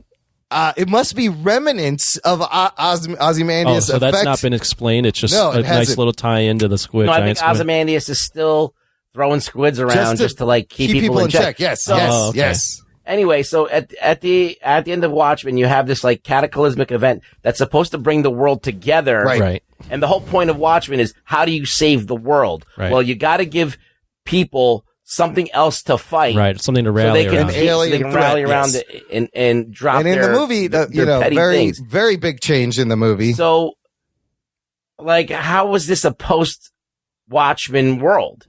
I don't get it yet, and I'm sure they're gonna explain it. But I feel like this particular world that we live in, let's say in 1986 we had alien invasion. We don't forget about it by now. We're still thinking about like 9/11. This is a world that had a squid drop on New York, and they still get raining squids. And they still get raining squids to remind them. And they don't even give a shit anymore. No, it's just wipe it off their car and go. I love how like there's a squid cleanup vehicle that's going around. Yeah, and then it's just weird that like this is the piece that's so like, it seems like it's more fucked up than we have it now. So Ruggs, you would have liked the show if it had nothing to do with Watchmen. Yeah. Okay. I feel like that. I feel like every time that I'm like, why is this happening if Watchmen happened? And I'm like, they better explain this shit. And then I think about, it's Damon Lindelof. He doesn't explain a lot. So I'm like, he just does things because he wants you to watch.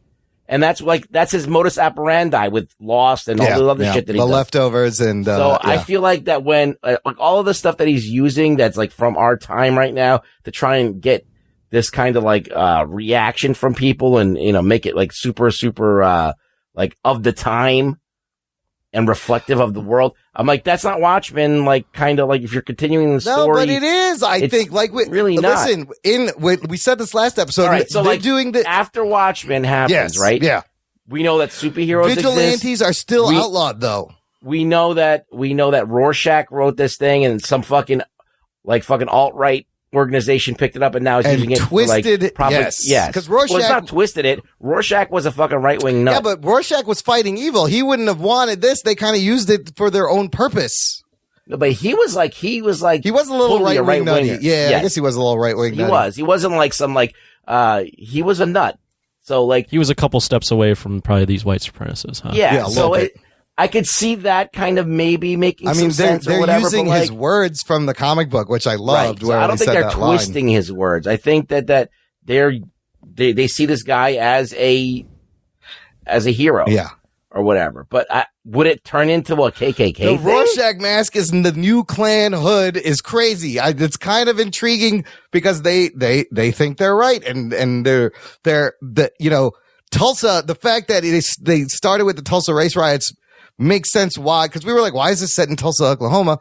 I think that it hasn't gone away. Look, like in the 80s, the book dealt with the big fear at the time, which was the Cold War, nuclear war. He's just adapted what the big fear is now. And what's the big fear now? White nationalists, white supremacism. I think it's both. So I think what this shows, so I don't have the Watchmen baggage. I'm just watching the show for what it is. Yeah. I think what they're setting up right now is the two big fears, right? Which is white supremacism on one end. So no one wants that, right? No one in their right mind wants that. So then on the other side is the supposed good, but the supposed good is government. Yes, and so I actually think that it's neither of those. No. I think it's corporate money that owns everything, that drives everything, that it's the people behind the curtain that are fucking doing all this stuff. Like, I don't think that the kind of racism really exists and all these problems really exist in a day to day. It's like these people are using all of the ways that we could do it to manipulate the stuff.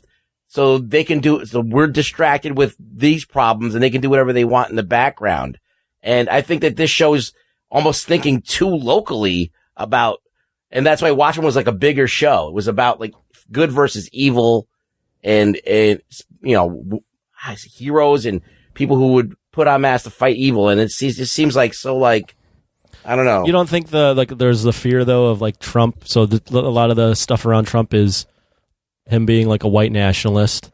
and also being like the government, right? Yeah. Like both of those two things. So then you have both of those two things on opposing sides in this show. Yeah, but I don't know if he necessarily represents. I mean, he does represent corporate, but I don't think they're tackling that as much. I think that all of this stuff is all exacerbated by social media and all that's all absolutely. All right, and they don't even have technology in this world. They sort of do, but they don't. There's like so it's like I'm like trying my best to see. Well, the lady had a pager, which was kind of odd. Yeah, that's true. I'm trying my best to see like if they're really gonna like tackle like the real big bads. But I feel like they're not. You know, how do we know? It may be revealed that in this universe, like that never happened. It's too early to say. I could be completely wrong about this.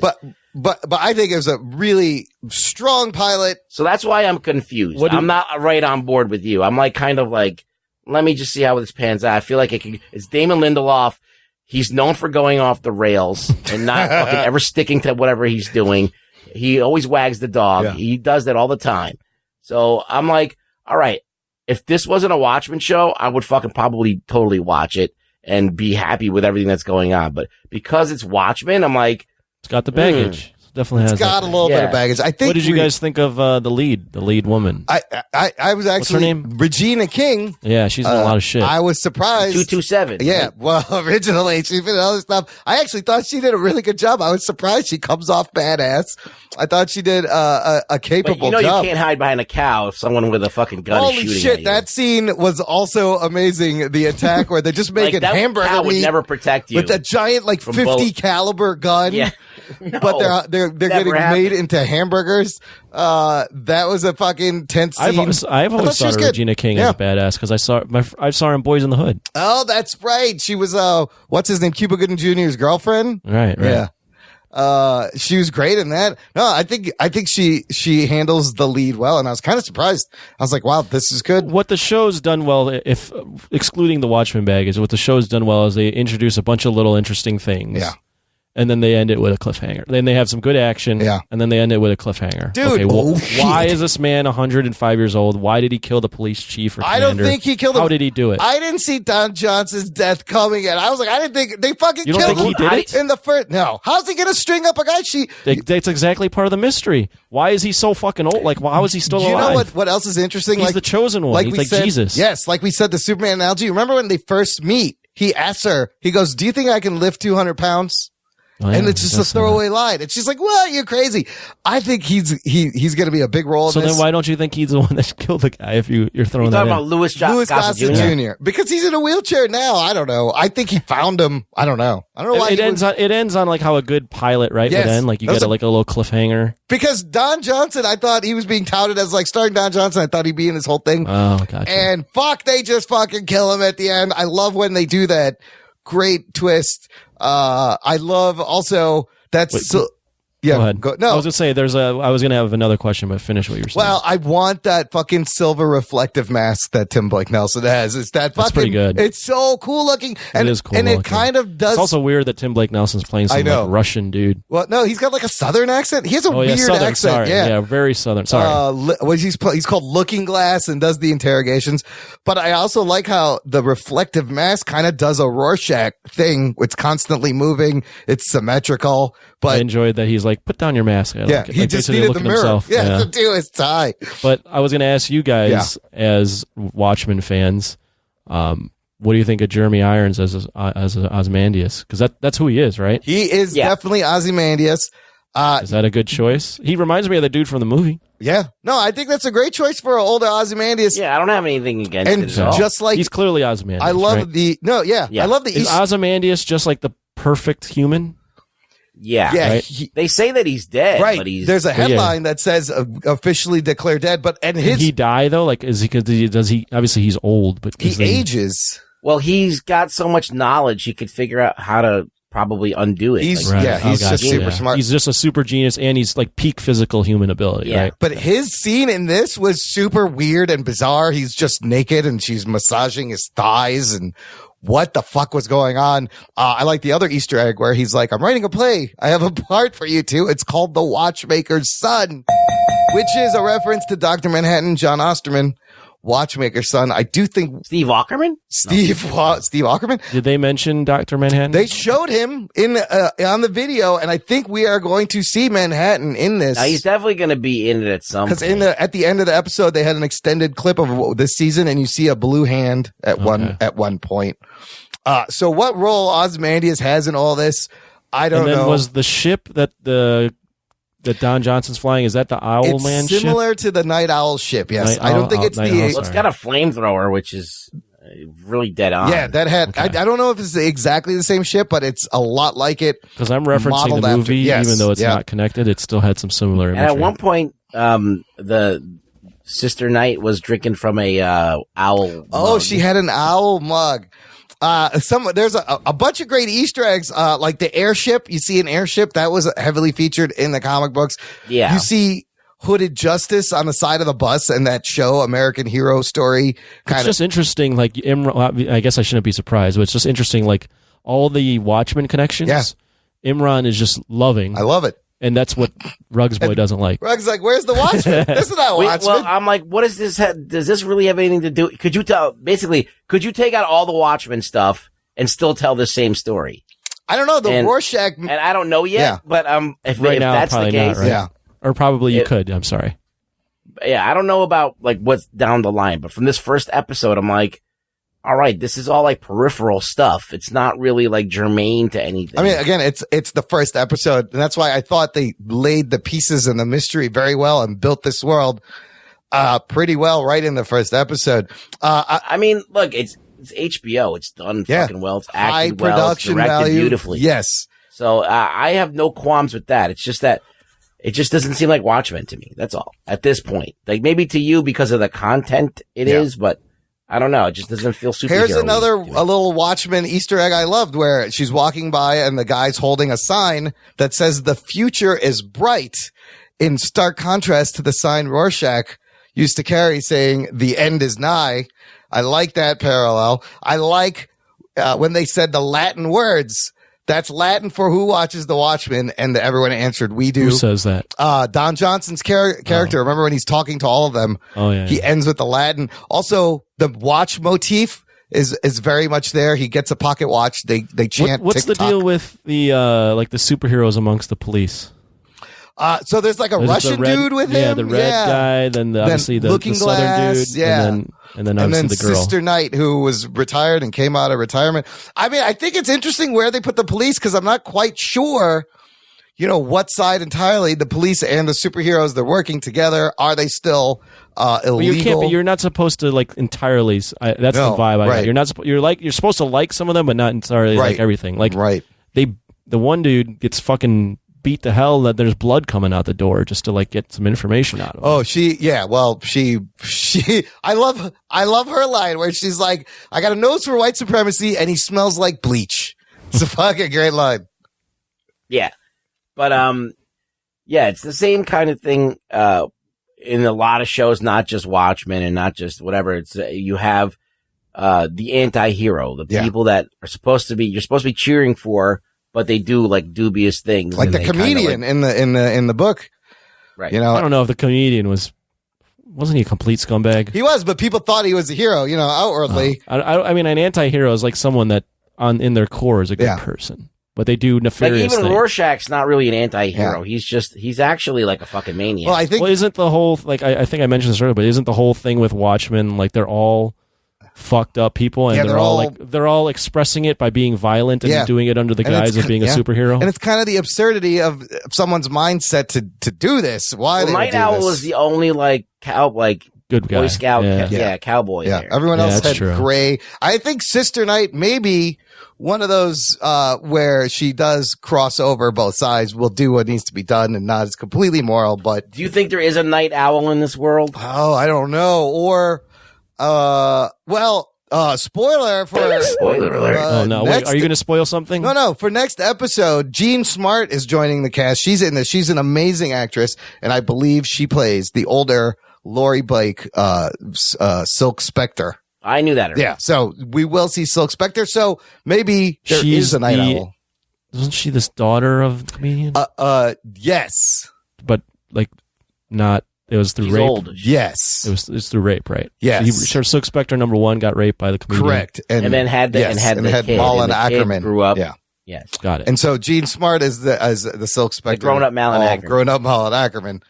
But I mean, I think the effects of Watchmen 30 years later, I love the little things they tweaked and the stuff you find out.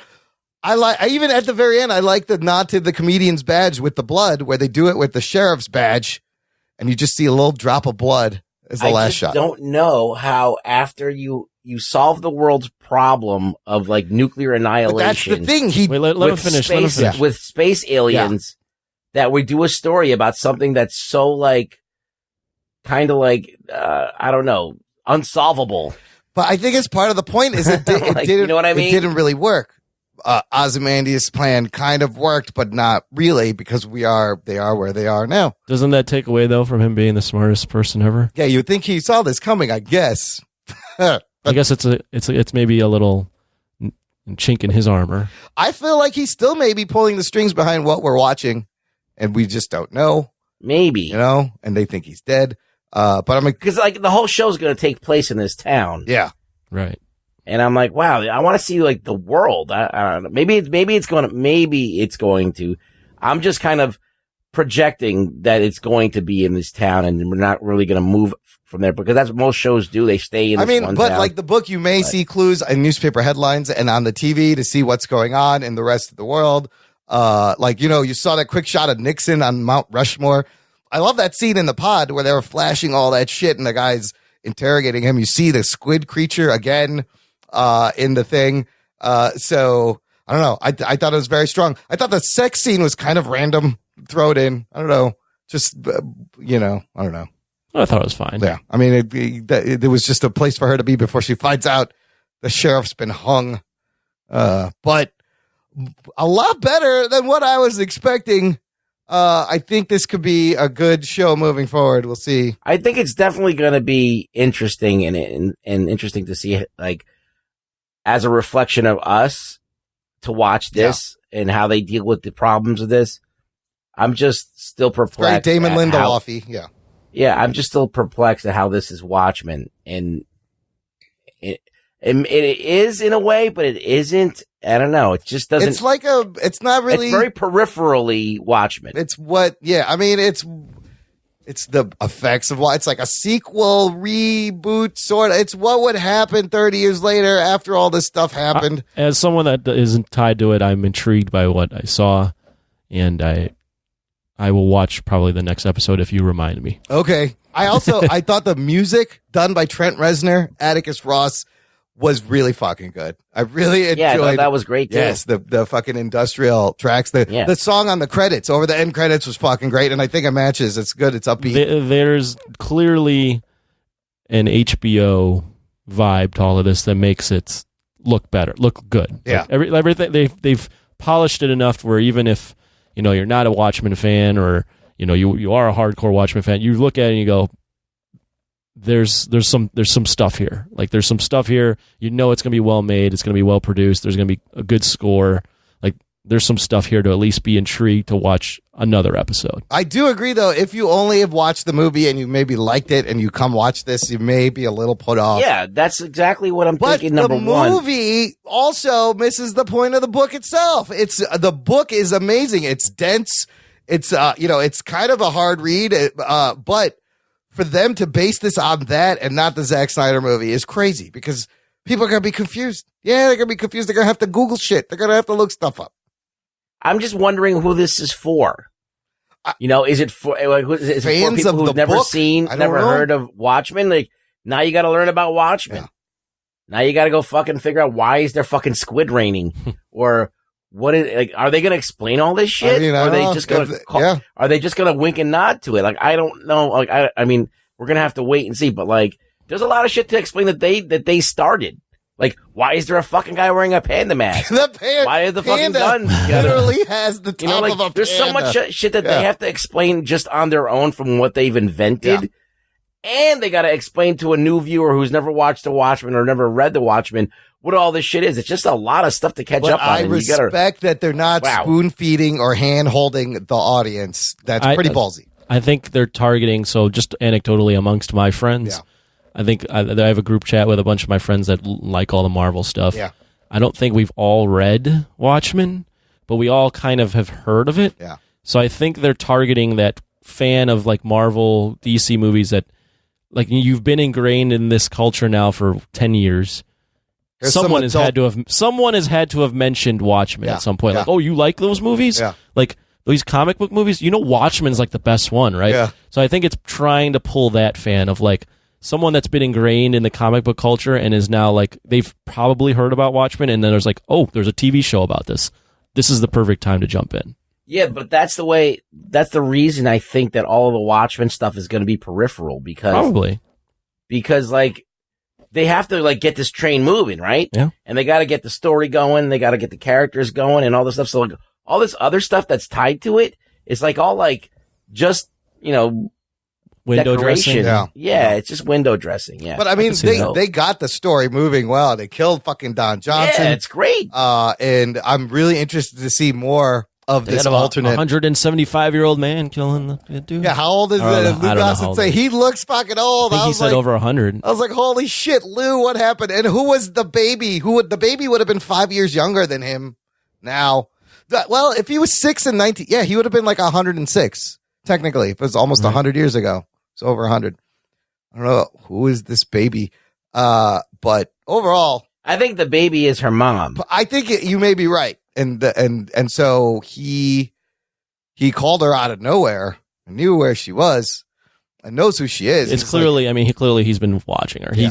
He stands at that. He's been sitting. It's implied that he sits there all the time in the front of that bakery. Of her bakery. Yeah. I think that, they know each other, definitely know each other. And he's just giving her shit.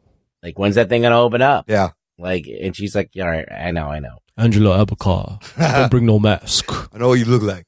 No, I love that. I mean, I can't wait to continue watching this series. So we'll, after it's done, give you more thoughts. I'm hoping that I'm completely wrong because there's a lot of fucking good shit in this. Yeah. And I'm hoping that it does tie together and it does make sense as a watch, like calling it Watchmen makes sense.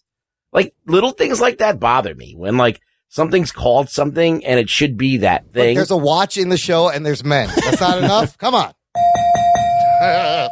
Lame. You know what I mean. Lame. Floppy John. Floppy John. But the show gave me geek boner. Definite geek boner. But I mean, the thing that is at least okay is that it's actually a good show. Yeah. So if it continues to be good, I don't mind that it's associated with Watchmen. I just hope that it's not so peripheral. But you don't trust Damon Lindelof? No, I don't. That's the one thing that's making me doubt it a lot and giving me a bad defense, taste. I feel like every show he's done, he kind of gets a little bit better and more critical. Like The Leftovers apparently is very good. It has a little bit better than Lost. He learns stuff. So I think everything he does, he kind of fine tunes and learns a little bit more. So maybe he won't jerk us around like he did in all of fucking Lost. And that's a different case. That is a network show. They were writing half a season at a time. They didn't know.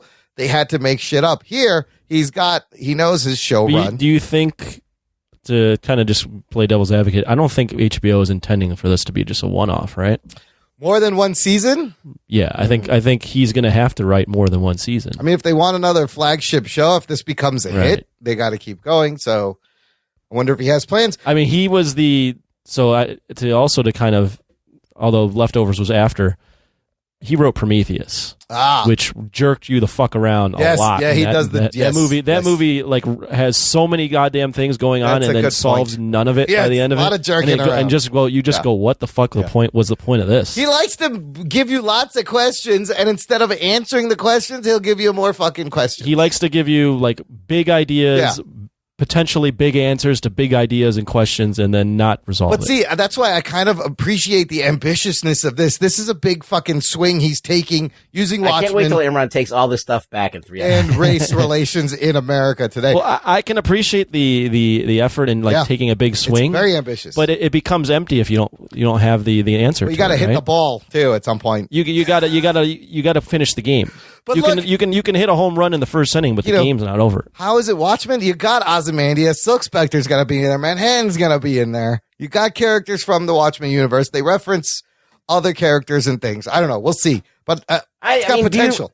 All right. So do you think that in a world where there is a Dr. Manhattan. Yeah, but he's like living in space somewhere. He hasn't been back in 30 years. Nobody knows what the fuck he's doing. But still, I mean, the fact that even exists, you don't think that changes people? It did change people, which is why the cops have to wear masks and have their guns on lockdown.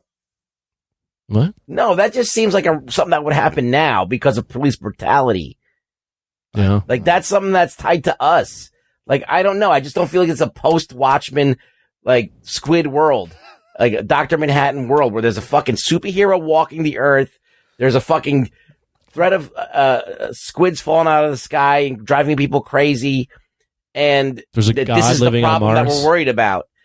You know, we're worried about police brutality, which is something that would happen in our world because we didn't have that shit happen. Did they know that they knew that Dr. Manhattan existed in Watchmen universe, right? Like the people knew?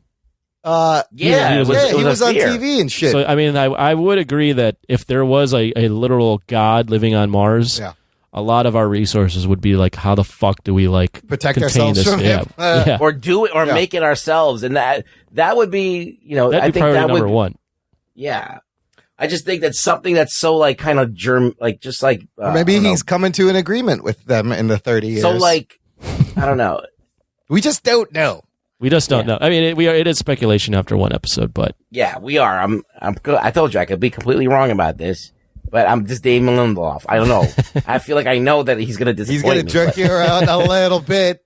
In the meantime, I will be watching The Watchmen. You could be damn sure. If you remind me, I will continue to watch it. Okay, well, I'll keep watching it. It's good enough to watch. It's good. I mean, and there's a lot to dig into in this episode. Like, they gave us a lot, so... I forgot that he did Prometheus, so now I'm kind of a little skeptical. I forgot about that, The too. first hour of Prometheus is so much to dig into, and then it's such a bad ending. It builds all these things. Because there is no ending. It's just that. It's just questions, no answers, not even attempt to answer. He may do some of that in this show, maybe, because you can see ideas. how you can do that. Yeah. Setting all these ideas. Maybe he'll be a little more... Maybe he's a little more refined. Substantive and has figured out not to jerk the audience around. Fuck him. I'm in. Fuck him. All right. Good review. We're going to keep watching. Listener, let us know what you think. Let's do some news from the nation. It's time for news from the nation. It's time for news from the nation.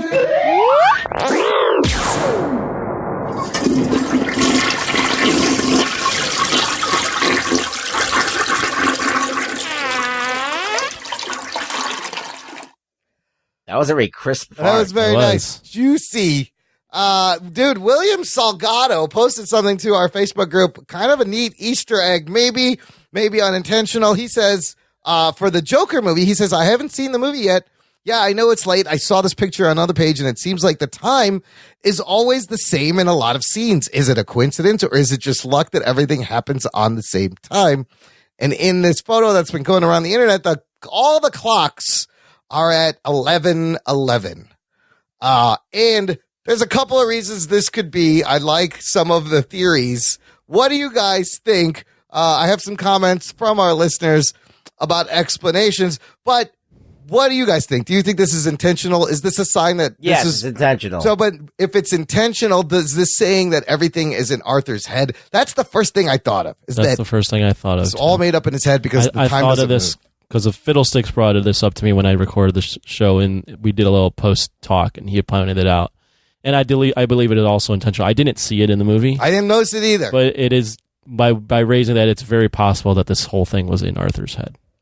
So the fact that you could see the clock in the shot, it's dubious. Mm-hmm. It's like, okay, why in this particular shot where he's slamming his head against the door? Why is the clock? Is there a clock so visible prominent at that time? Yeah.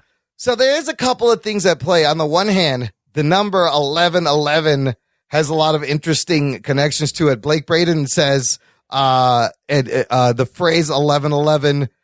You make a wish. He quoted, an energetic gateway has opened for you, rapidly manifesting your thoughts into reality, choosing your thoughts wisely at this time, ensuring that they match your desires. As in, don't put any energy into thinking about fears at all, lest you manifest them.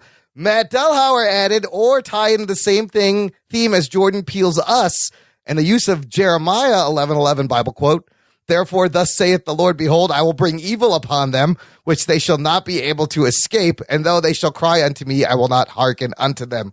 Now, on the other hand, if you Google 11:11 in movies, you will see that this is used in a lot of fucking movies. Clocks are always at 11:11. Prop clocks, also, Malofsky points out the hands form a shape of a smile. It's a known tactic in watch ads. Just Google them. They all show the same time because it looks like the clock is smiling at you.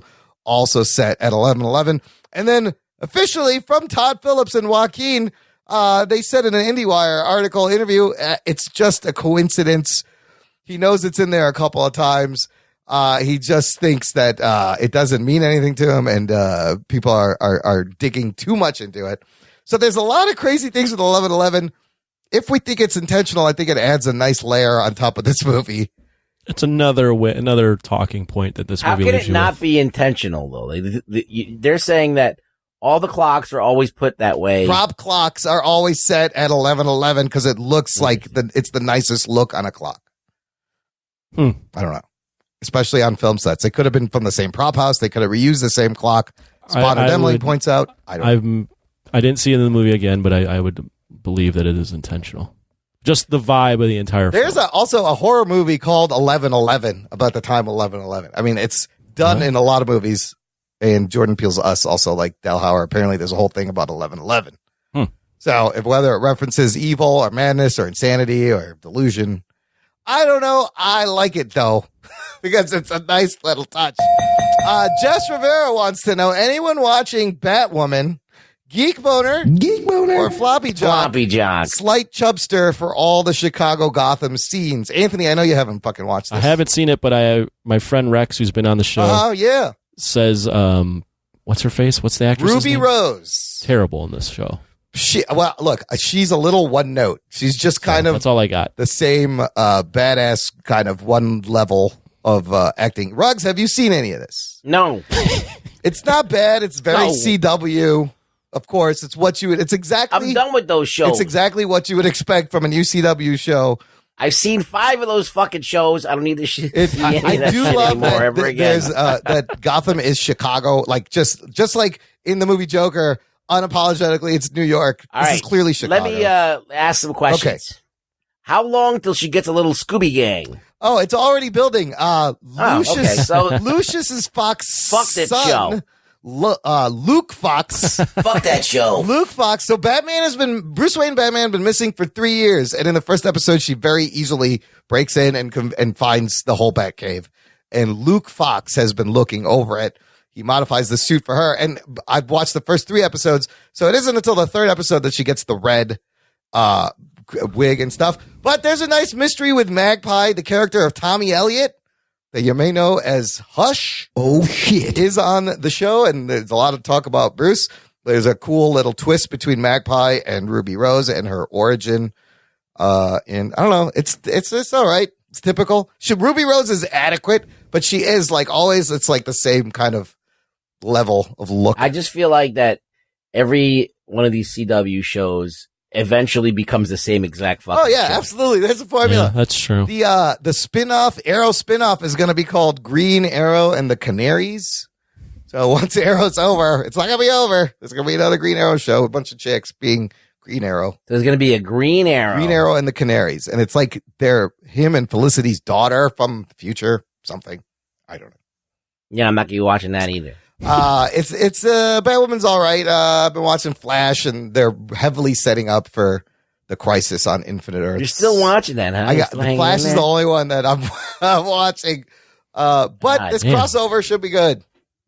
Yeah, it's all right. Like, that's what you are basically doing. What Francis Ford Coppola? You're just sitting there, fucking just lapping this shit up. No, that you've seen 1,000 times. If I was into it that much, I would be watching all of the shows, and I kind of have not watched Arrow or Supergirl, or I checked out Batwoman. Yeah, but you still got your tongue on the tit a little bit. I gotta know what my man Grant Gustin and Barry Allen's doing. I just sometimes you miss him.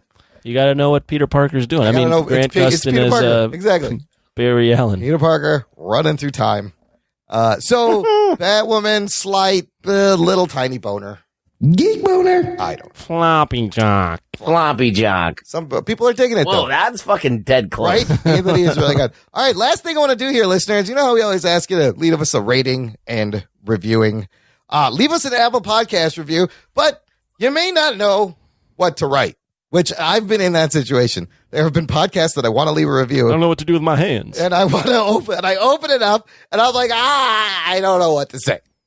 Well, I have some examples from some great reviews we've gotten recently. Anthony, why don't you read this first one? I'm going to have you guys read these as an example of what to write if you want to leave us a review. This review was from Joe Havoc 101.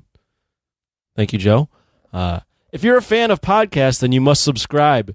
Do it. The difference in the three hosts make this fun and entertaining and he's supposed to say and entertaining listen each and every week. There's a jock, a nerd, and a freaking foul-mouthed puppet. Yeah. I can't get the audio drops out of my head. Geek boner. Love it. Geek boner. That's great. That is a perfect review. Thank you, Joe Havoc. Rugs. Where can the listener find you? Oh, sorry. Rugs, read the second one. This is by that douche. What a douche, Billies. Love this show. Found the show by Googling good pop culture podcasts.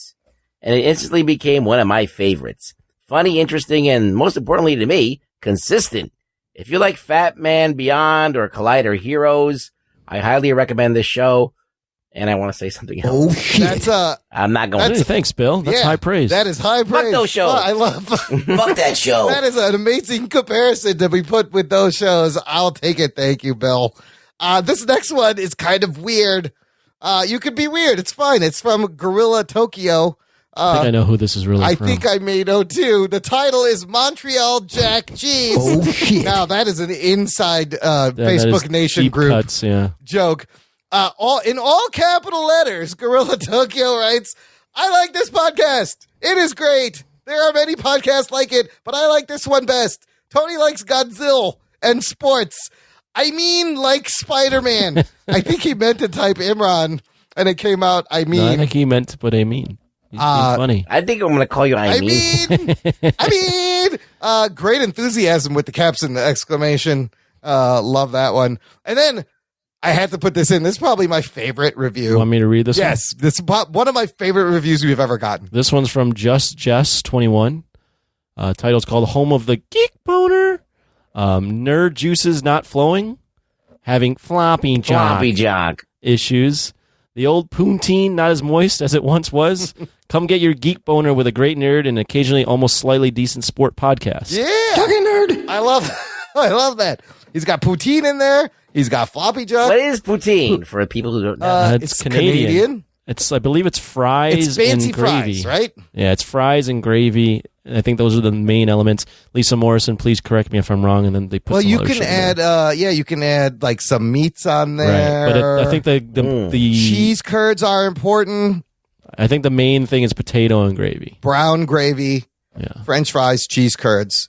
I've had it with some beef cheek, kind of a gourmet upgrade of poutine. Beef cheek. This came out of a food truck in Wisconsin. It's fucking great. When I was in Vancouver, I had an opportunity to order poutine, and I didn't. Now, does your poutine have to be moist? It's the gravy. More poutine, please. Oh shit! It's gotta be. My balls was hot. It's gotta be warm. I like to have some moist poutine. This poutine's too dry. That means they didn't put enough gravy on the poutine. You want enough gravy to cheese curd to French fries. I like my poutine wet. I like my poutine wet and sloppy and drippy. Absolutely. Yeah. And hot. Rugs, aside from your poutine, where else can the listener find you? Oh, my God. All right. You can find me on Twitter at RulyRugBoy. And you can see me interacting with Devin Franchi. Oh, he liked our tweets of the Beastie Boys lyrics. That was a lot of fun. That's right. Rugs also serving Felty justice on Twitter, as well as Sesame Street. That's right. Find the show notes for this episode, listener, jockandnerd.com/299. Links to everything we talk about, how to stay in touch, how to subscribe. If this is your first show, subscribe. You can find us on Apple Podcasts, Spotify, Pandora, Google Podcasts. There's YouTube videos. You'll never miss a show. And tell a friend. Spread the Can I say one more thing before we go? Happy Halloween, motherfuckers. Oh, yeah. Trick or treat, bitch. Thanks for listening to the Jock and Nerd Podcast. My name is Imran. My name's Anthony. He's the Jock. He's the We'll nerd. peep you next time. Jingle bells, Batman smells. Robin laid an egg. That's a fucking Christmas song. Batmobile lost his Trick or wheel. treat, smell my feet, give me something good to eat. Joker got away. I I don't care. I will pull down your underwear. Oh, I forgot about that part. Oh.